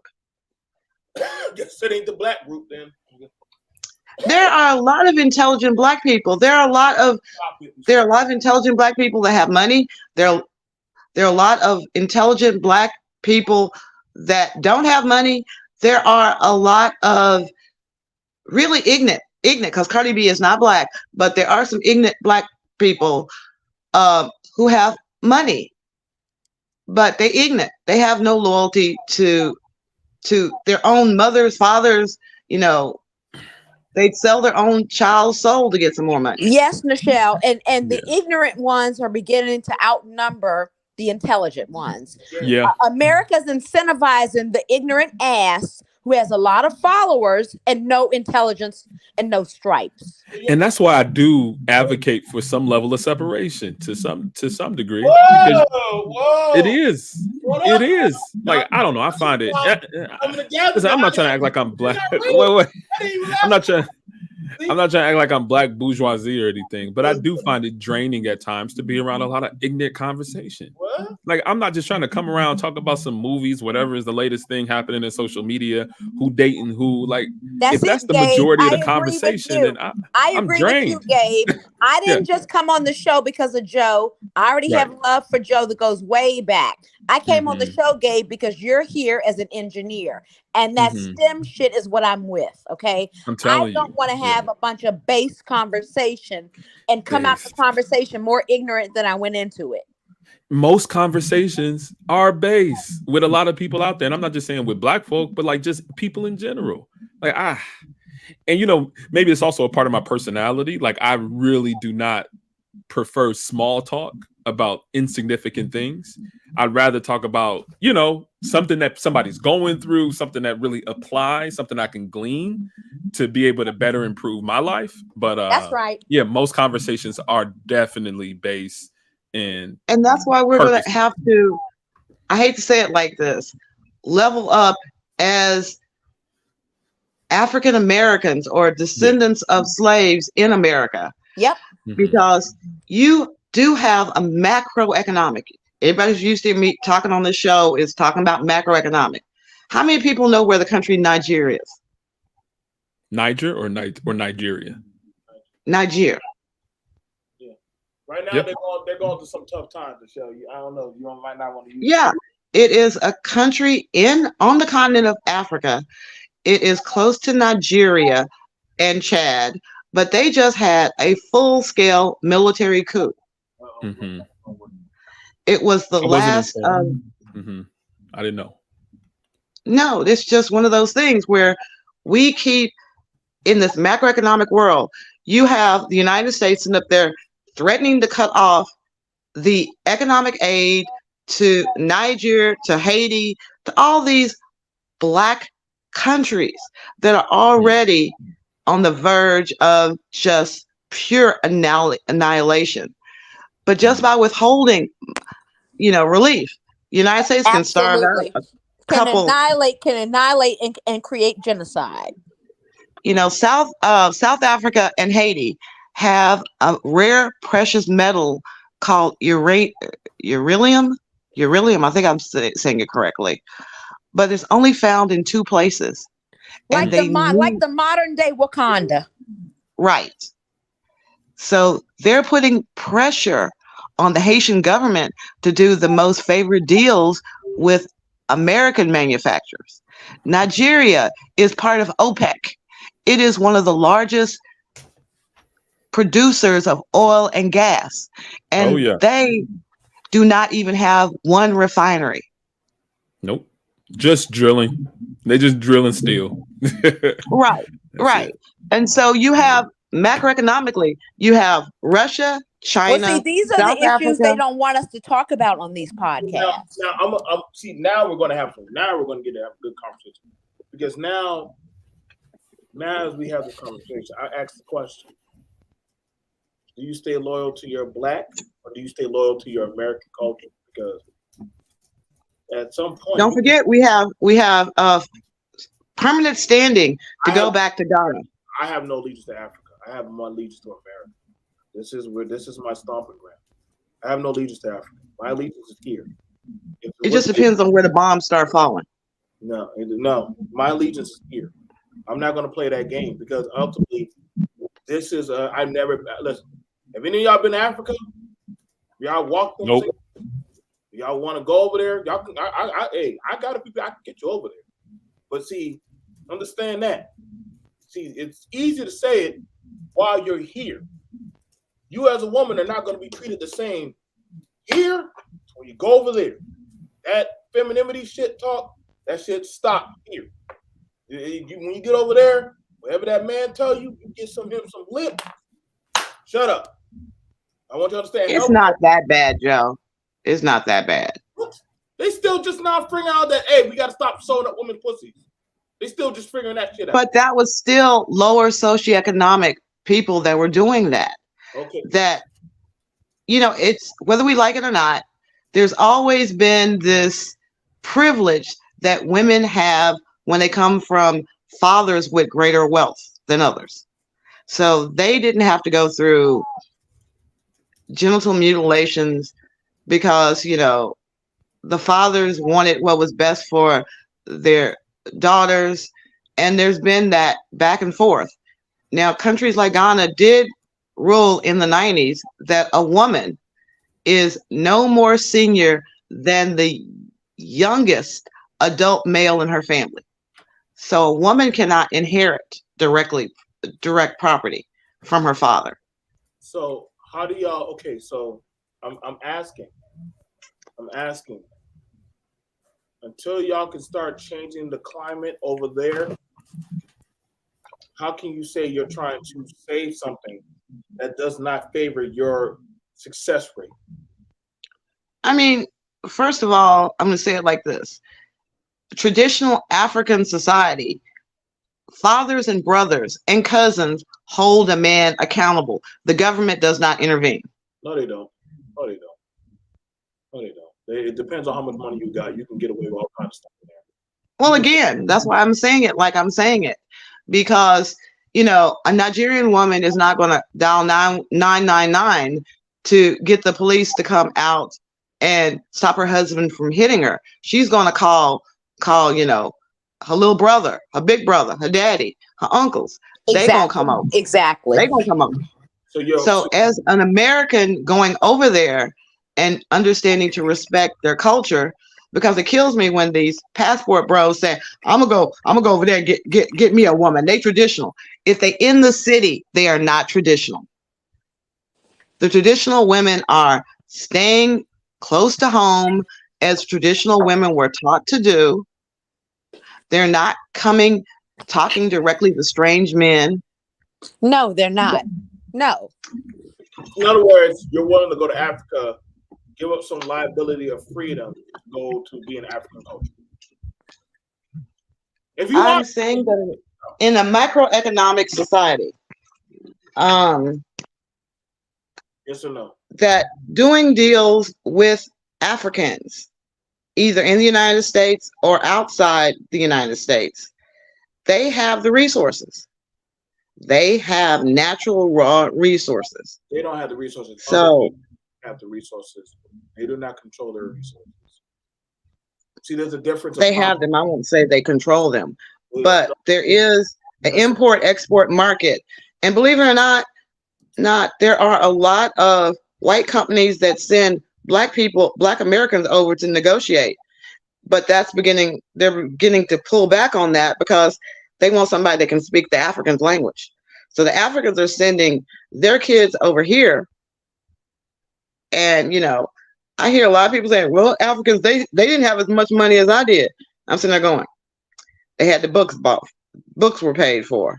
But you didn't answer what you just said. Like that's the thing about it with Blacks. Y'all not catching. This is why other groups are just driving over you. And it's yes or no. You don't have to skate past it, yes or no. And I asked you women, but all three of y'all are educated. Are you willing, and even Gabe as a father with a child, are y'all willing to put your daughter's liability of freedom on the line to go to African culture? Yes. Yes. You know why? Because the misconception that African American men have about the way women, I'd still be a lawyer in Nigeria. Afro would still be a doctor. We would be highly sought after for our intellect and our training. Okay. Hold on. Wait. You spoke for yourself. You said yes. You. Let everybody speak for themselves. Yeah. I think that we have so much already established here in America that I'm not really looking at restarting in another country, right? We got assets, we have infrastructure, we have all types of things here as a family. So I wouldn't be looking to go to another country in order to establish something new just because it's Black. Thank you. personally. But I'm not saying. But I don't say it's bad for anybody else. Right. I'm not saying that. I'm just saying it's an individual soul asking question. You know what I'm saying? Yes, it is. Yes, it is, Joe. So I'm not. No, there is no judgment show of right or wrong. I told you straight up for me that I can't do it. I'm not doing. Listen, bro. My fight's here. I'm an American. I'm a Black American.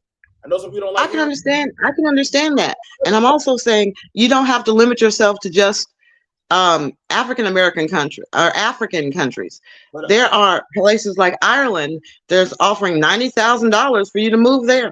And I'll be like, y'all can keep that shit. Listen, my fight here is here. My fight here. My granddaddy and all of them right here. They already started. That's the thing about it. Like, yeah, it's like you can't keep running from your fight. And not only that, but there's validity to the fact that we have a dog in the fight. Okay. We have been fighting since Crispus Attucks. Okay. We have been in every single war that this country has fought. We have, as Gabe said, infrastructure and assets that we have contributed to, if not completely, then at least partially. So that's what I'm saying. Like, I'm asking y'all, like, understand this. You become a doctor in Africa, right? You become a doctor in Africa, right? You come over to America. Guess what? You can't practice. You got to go. You got to go to school. You still got to go right back to school and go get the credentials needed in America. Yes, I've talked to quite a few of them that, hey, I'm a doctor. Oh, absolutely. Now you could be a doctor in the Ukraine and bring your shit over here to the US. But if it was a majority Black and brown country, you're going to start from square one as if you had a high school diploma. You mom say that shit you was birthing babies in that goddamn that clinic by the cattle farm. No, nigga, you're going to take your ass right down there. You're going to learn how to do the whole procedure. Yeah, you're going to learn all of that. You're going to have to go right in there. You're going to go through all of that set stuff. I got a lot of friends who are not American, and they've told me that they were professionals in their country. But here, they had an even higher standard that they had to meet. And that's the thing about it. Now, I'm not insulting on anybody, but understand this. You got enough shit here. Yeah, other countries are asking you to come there, but the buyout trade is not the same. No, it's and that's real. It's just not. Gabe's engineering degree, Nichelle's law degree, and my medical degree earned in the U.S. No, it carries a hell of a lot more weight than if we had gotten that in a third world country. You know what I'm saying? There are so many places better than America where, I mean, shout out, respect to the person that put that. There are so many places better than America where African Americans won't have to struggle as much. I mean, I don't know. Here's the thing about it. Why are you struggling? That's the question. Well, that was the mindset when Josephine Baker and other Black celebrities left the U.S. for Europe. That was the mindset. Right, but now it's 2023. It's a whole new equation. Also, Nina Simone left too, right? I think she went over to, I think she was in Amsterdam. Nina Simone, absolutely. God bless her. I met her before she left this earth. Like, nice. Like I said, I don't like. Listen, look at Tina Turner. She wouldn't come back. Right, she was a Swiss citizen. Eve is gone too. The rapper. Like, y'all gotta understand. Like, we're using the people that are already financially have residential streams of income. Tina does not give a shit what goes on in America. If she want to do a concert, most artists as they begin to wash up, I'm not saying wash up, but as Tina got older, Tina said, I'm going to the UK where people are still bumping my album. Not saying that, hey, that people aren't listening to here, but we already understand that when people start to fade out of certain in the sun, they go to other places where, hey, I can sit down, right, some songs. I don't have to work as hard. Hey, cool. I'm good while I'm at.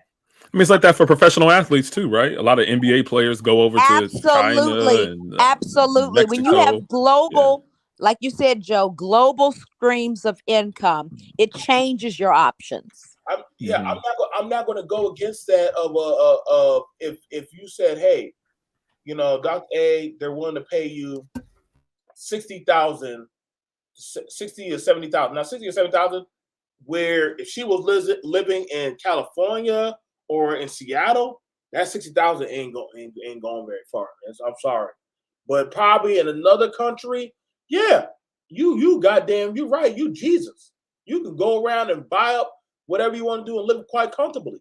Some people are fine with that, but understand this: you have to question why are other cultures of people, namely, I question when Africans say, "Hey, you should leave America and go over here." But then I'm like, then why the fuck are y'all coming over here then? Then why are y'all running over here? Y'all running over here, making money, getting the highest gross income houses. Y'all not trying to go back. Y'all stay over here and turn Republican and say, hey, keep the motherfucking immigrants out. Like, hold up, bro. Where this shit happen at?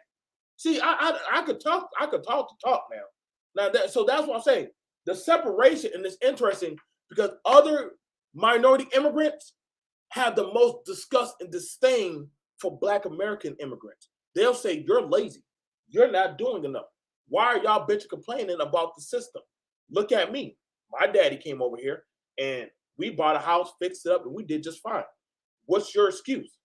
I've watched that during the Trump era. All the motherfuckers saying, hey, blah, blah, blah, blah, blah, blah, Black people. They weren't American. They weren't Americans saying that for the most part. I got it. So you have to start understanding we have blood in the game. We already have blood in the game. Not no kind of apartheid. Majority of Blacks, when they ask who wants to go to Liberia, what do the majority of Blacks choose to do? Stay in America. Stay in America. If anybody had a reason to leave, it should have been them Blacks right there. They said, nah, I don't know what's over there. I know what's here. I know that white man. I know he don't fuck with me. So fuck it. I get it. You don't like me? Cool. Us five, we're gonna stay right here, build up this little place right here, farm it, work it, and we'll see how it pans out. Now, that is a question, right? What have been some of the metrics of success or failure of African Americans who have transitioned over to Liberia? Like, how are their lives today, and what has it been generationally? I don't know the answer to that. That's an excellent question. And Michelle and I have a line sister whose family did go to Liberia, and she is now back here. She went to Duke with us at the age of 16. But so I could ask her that question. But that's an excellent question to be explored. Compare the African American who stayed here with the one who went back to Liberia, and how are we doing? Yeah, I'd be interested in it because I really don't. So, kind of a little bit more about myself. My father is from Nigeria, and my mother is from America, and they met while they were in college here in Detroit. But my parents divorced early, so I haven't had a whole lot of Nigerian exposure. So I just consider myself African American. But to that point, I really, because of the exposure or the lack of exposure to African culture, I really don't, I'm not very close to it, even though that's my last name. My last name is Nigerian. So I'm kind of just more familiar your last with name home.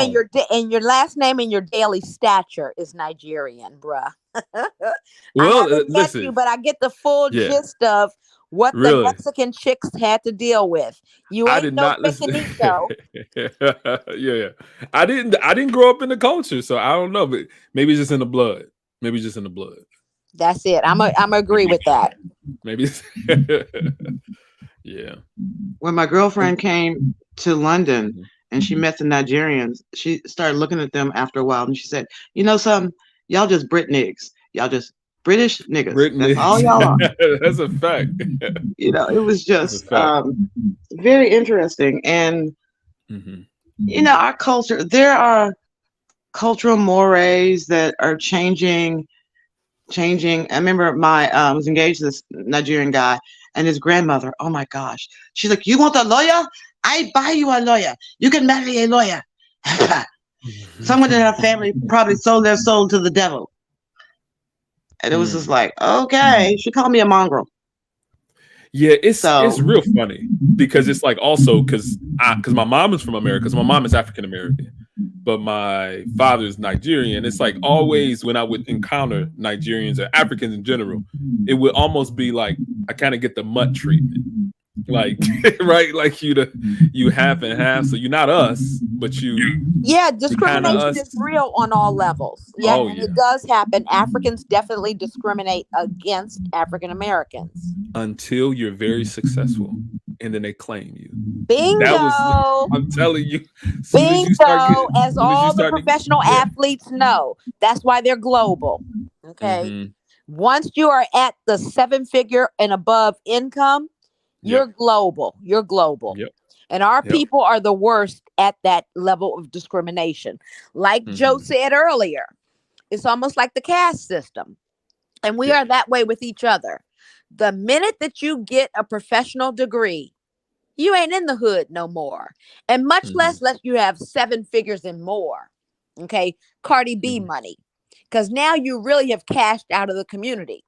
And why Yeah. have you done that? Desegregation gave you the option. And Mhm. that's what we need to get real about. Nichelle was talking about that earlier. If we rewind history back to the civil rights movement, and instead of us saying, please, Mr. Please, Massa, can we please ride your bus? Can we please eat at your counter? And spend our money on white America. If we had made a different decision, where would we be now? And would our children be so hopeless? Hmm. and we oftentimes feel like as business people, we can only offer our goods and services to other minorities or other, if we're women, we tend to, try to think of what other women would want. Whereas Mark Cuban told me one time, See, that would be um, that'd be discrimination, Michelle. no, it's not discrimination. It's not discrimination. It's just the way the products are marketed and targeted. That's making a product for women is not discrimination unless you are some loosey goosey that thinks that tampon should make a tampon for men.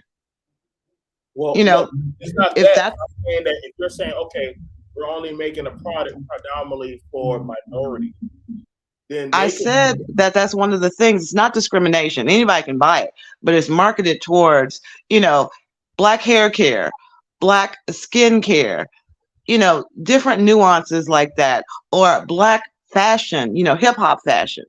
How far do you think that would go? And that's what I'm saying. Mark Cuban said, you account for 13% of the population. So why are you limiting your target demographic to just 13% of the population? Why not have something that's universal? He's like, because really, if people come to me and say, I want you to invest in a woman's product, I'd have to go ask my wife, what do women really like? Because I'm not a woman. I asked my daughter what toys kids like because I'm not a child anymore. He said, I can see what I, as a full blooded man, want to wear, what I want to put in my hair, how I want to smell. But again, I wonder why, if this is such a great product for the Black community, why aren't you getting Black investors? Because they'll understand it a lot better than I do.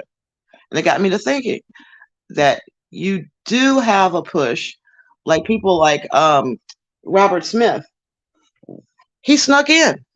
He just kept making his money until, he had a good billion and they couldn't stop him from being in that space. But he was a Black man that opened up his services to anybody who wanted investment services. So it's kind of, when I say macroeconomic, I'm saying that we can, like right now, somebody's importing hair from India. We all know that.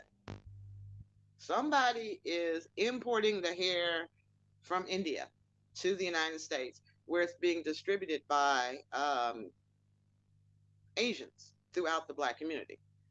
But when Black people try to get into that market, they're having a harder time because there are fewer shops. They don't have that distribution market set up so they can go directly to India and buy.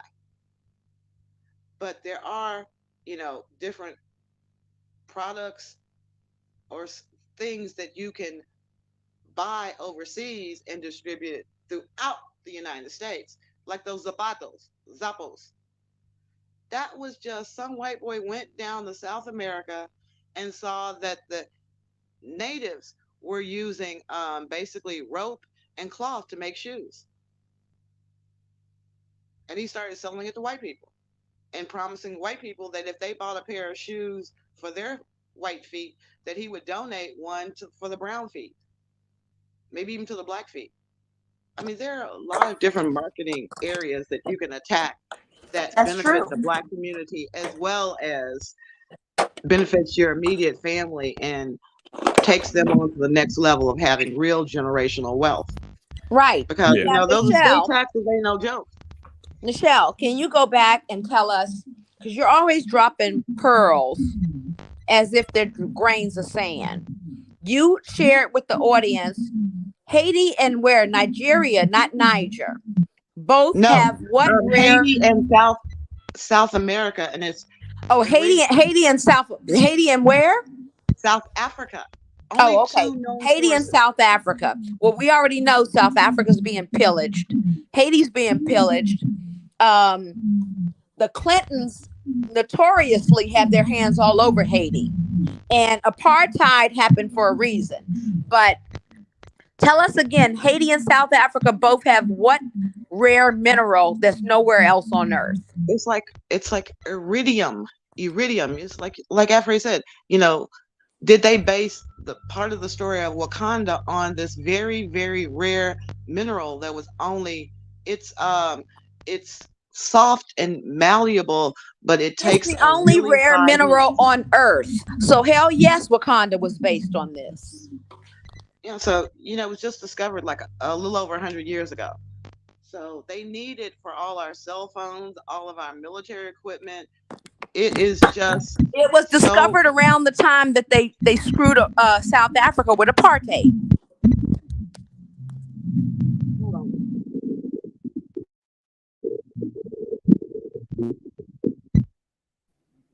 I was going to also kind of mention about that, looking at different markets so you can kind of find things to tap into that can really have a lot of financial benefit for you and your family and your business. I think another piece that's a lot of times missing is that of scalability. So I know a lot of people who might start off as content creators, might have YouTube channels, but then they start like consultations. These are like these phone calls. You schedule a phone call and they kind of give you whatever game there is or whatever information almost there is. Almost the way telehealth works. Indeed. But the thing that I find with that is that if you're working a full-time job, if you're doing content creation and you're taking these consultation calls, you're actually kind of being kind of work thin there. Like in the scalability factor. Right. Now your integrity, now your integrity's up for question. Absolutely. How many things can you do extraordinarily well? 100%. Hey Joe, absolutely. One of these days we're gonna have to do a Black AI show. Yeah, that'd be cool. Black AI, some of the things I've been hearing about Midjourney. People with stripes only. If you ain't got stripes, don't come on the panel. Don't come on the panel. Yeah. Right. Because you are getting a lot of new opportunities. And the reason I keep mentioning Robert Smith is because he is reaching out to communities and doing a lot of entrepreneurial workshops for kids, for their families, how to turn $25 into a business. Can you start a business with just $25? And, it's like, make 5 hats with that $25 and sell each hat for $25, rinse and repeat. Now you have a business. Little simple things that it's not, we keep saying nobody taught us how to do these things. I'd be damned if they didn't. I'm not going to let you disrespect your elders like that, because your grandmama and your grandpapa and your great-great-great, they were not jumping out of windows because the stock market crashed. They were not waiting in soup lines for food. They knew how to survive. They knew if nothing else, I can go down to the creek and set up some traps, or I can go and try to kill me some birds or something. I'm gonna eat. I'm gonna go ahead and gather some stuff. And they learned how to sell their skills, their labor. A whole generation was too good to be chauffeurs. Too good to be chauffeurs. But now everybody and their mama want to be Lyft or Uber drivers. I was going to say something that would also be valuable to youth is how to show, like how to build a resume early, right? I don't think it's any reason why a 10 to 15-year-old can't have a resume of some level of professional experience on it. Not necessarily working in like a W-2 capacity for a company, but maybe just like you were mentioning, right? Volunteer for things, right? Showing some type of, but also telling the story with the initiatives and the businesses and the things that you've done. Like just even providing your services, like you were mentioning, selling, right? You can build that child up. Can rap. Yeah. If you have all these little kids out there rapping at 3 to 5, guess what? Yeah.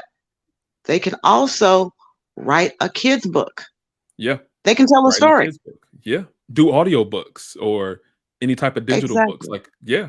All that voiceover type of work, or even their friends, like they could even start their own little recording studio where they buy a certain mic, download some free software, and start to, putting beats behind what they do, so you can become the neighborhood producer.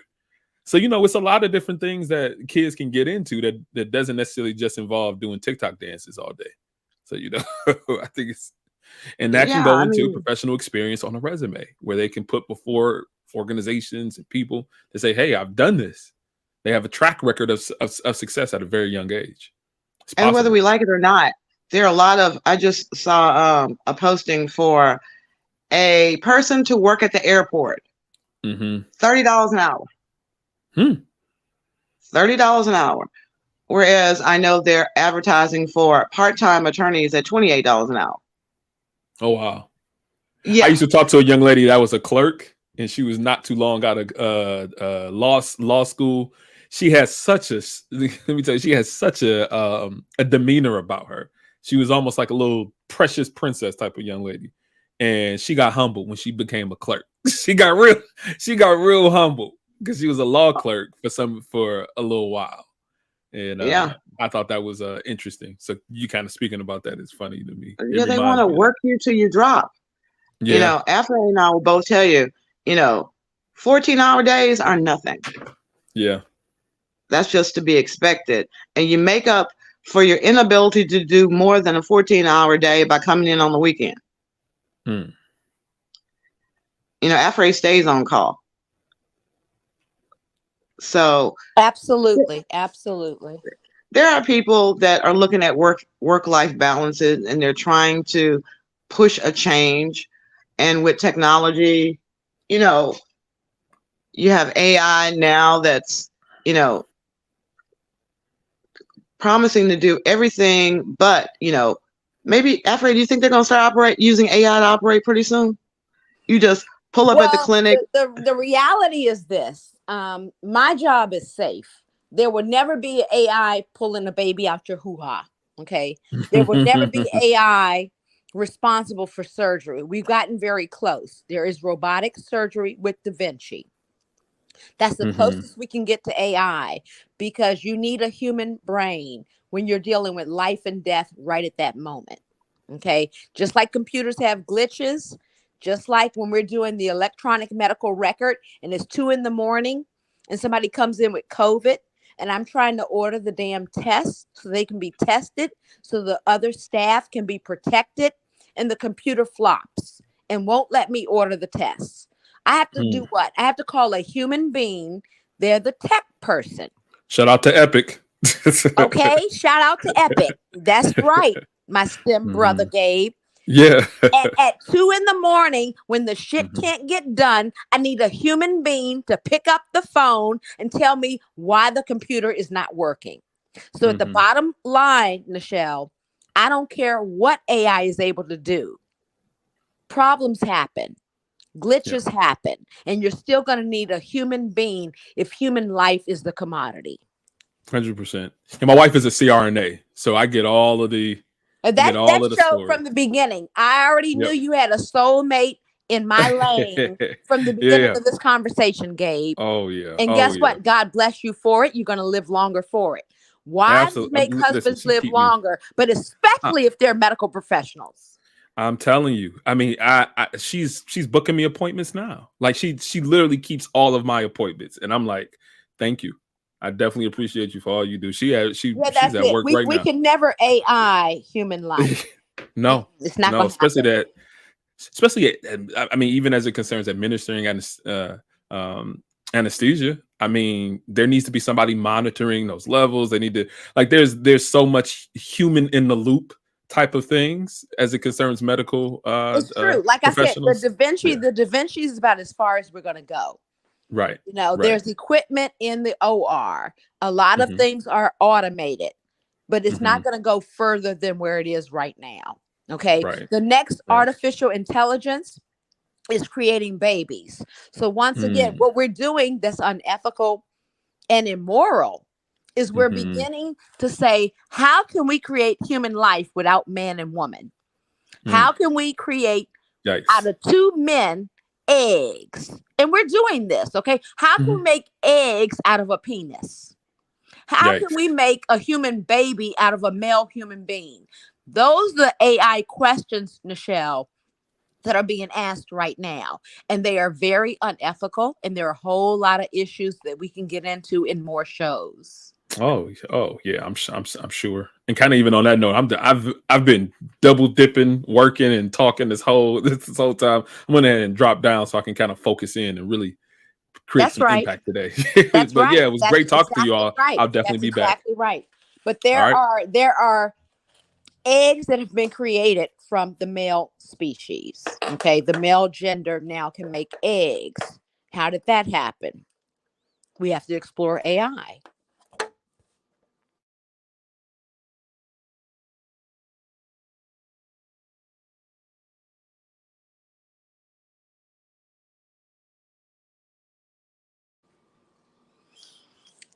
We lost some people. BMT, are you still there? Are you still there? We lost Gabe and we lost Nichelle, but I'm still here rocking out with you.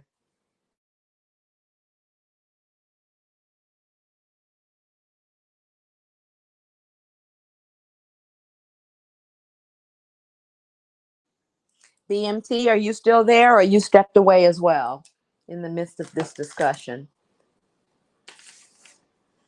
Looks like I'm the only person left on the airwaves. I'm the quote last man standing. And that's okay too.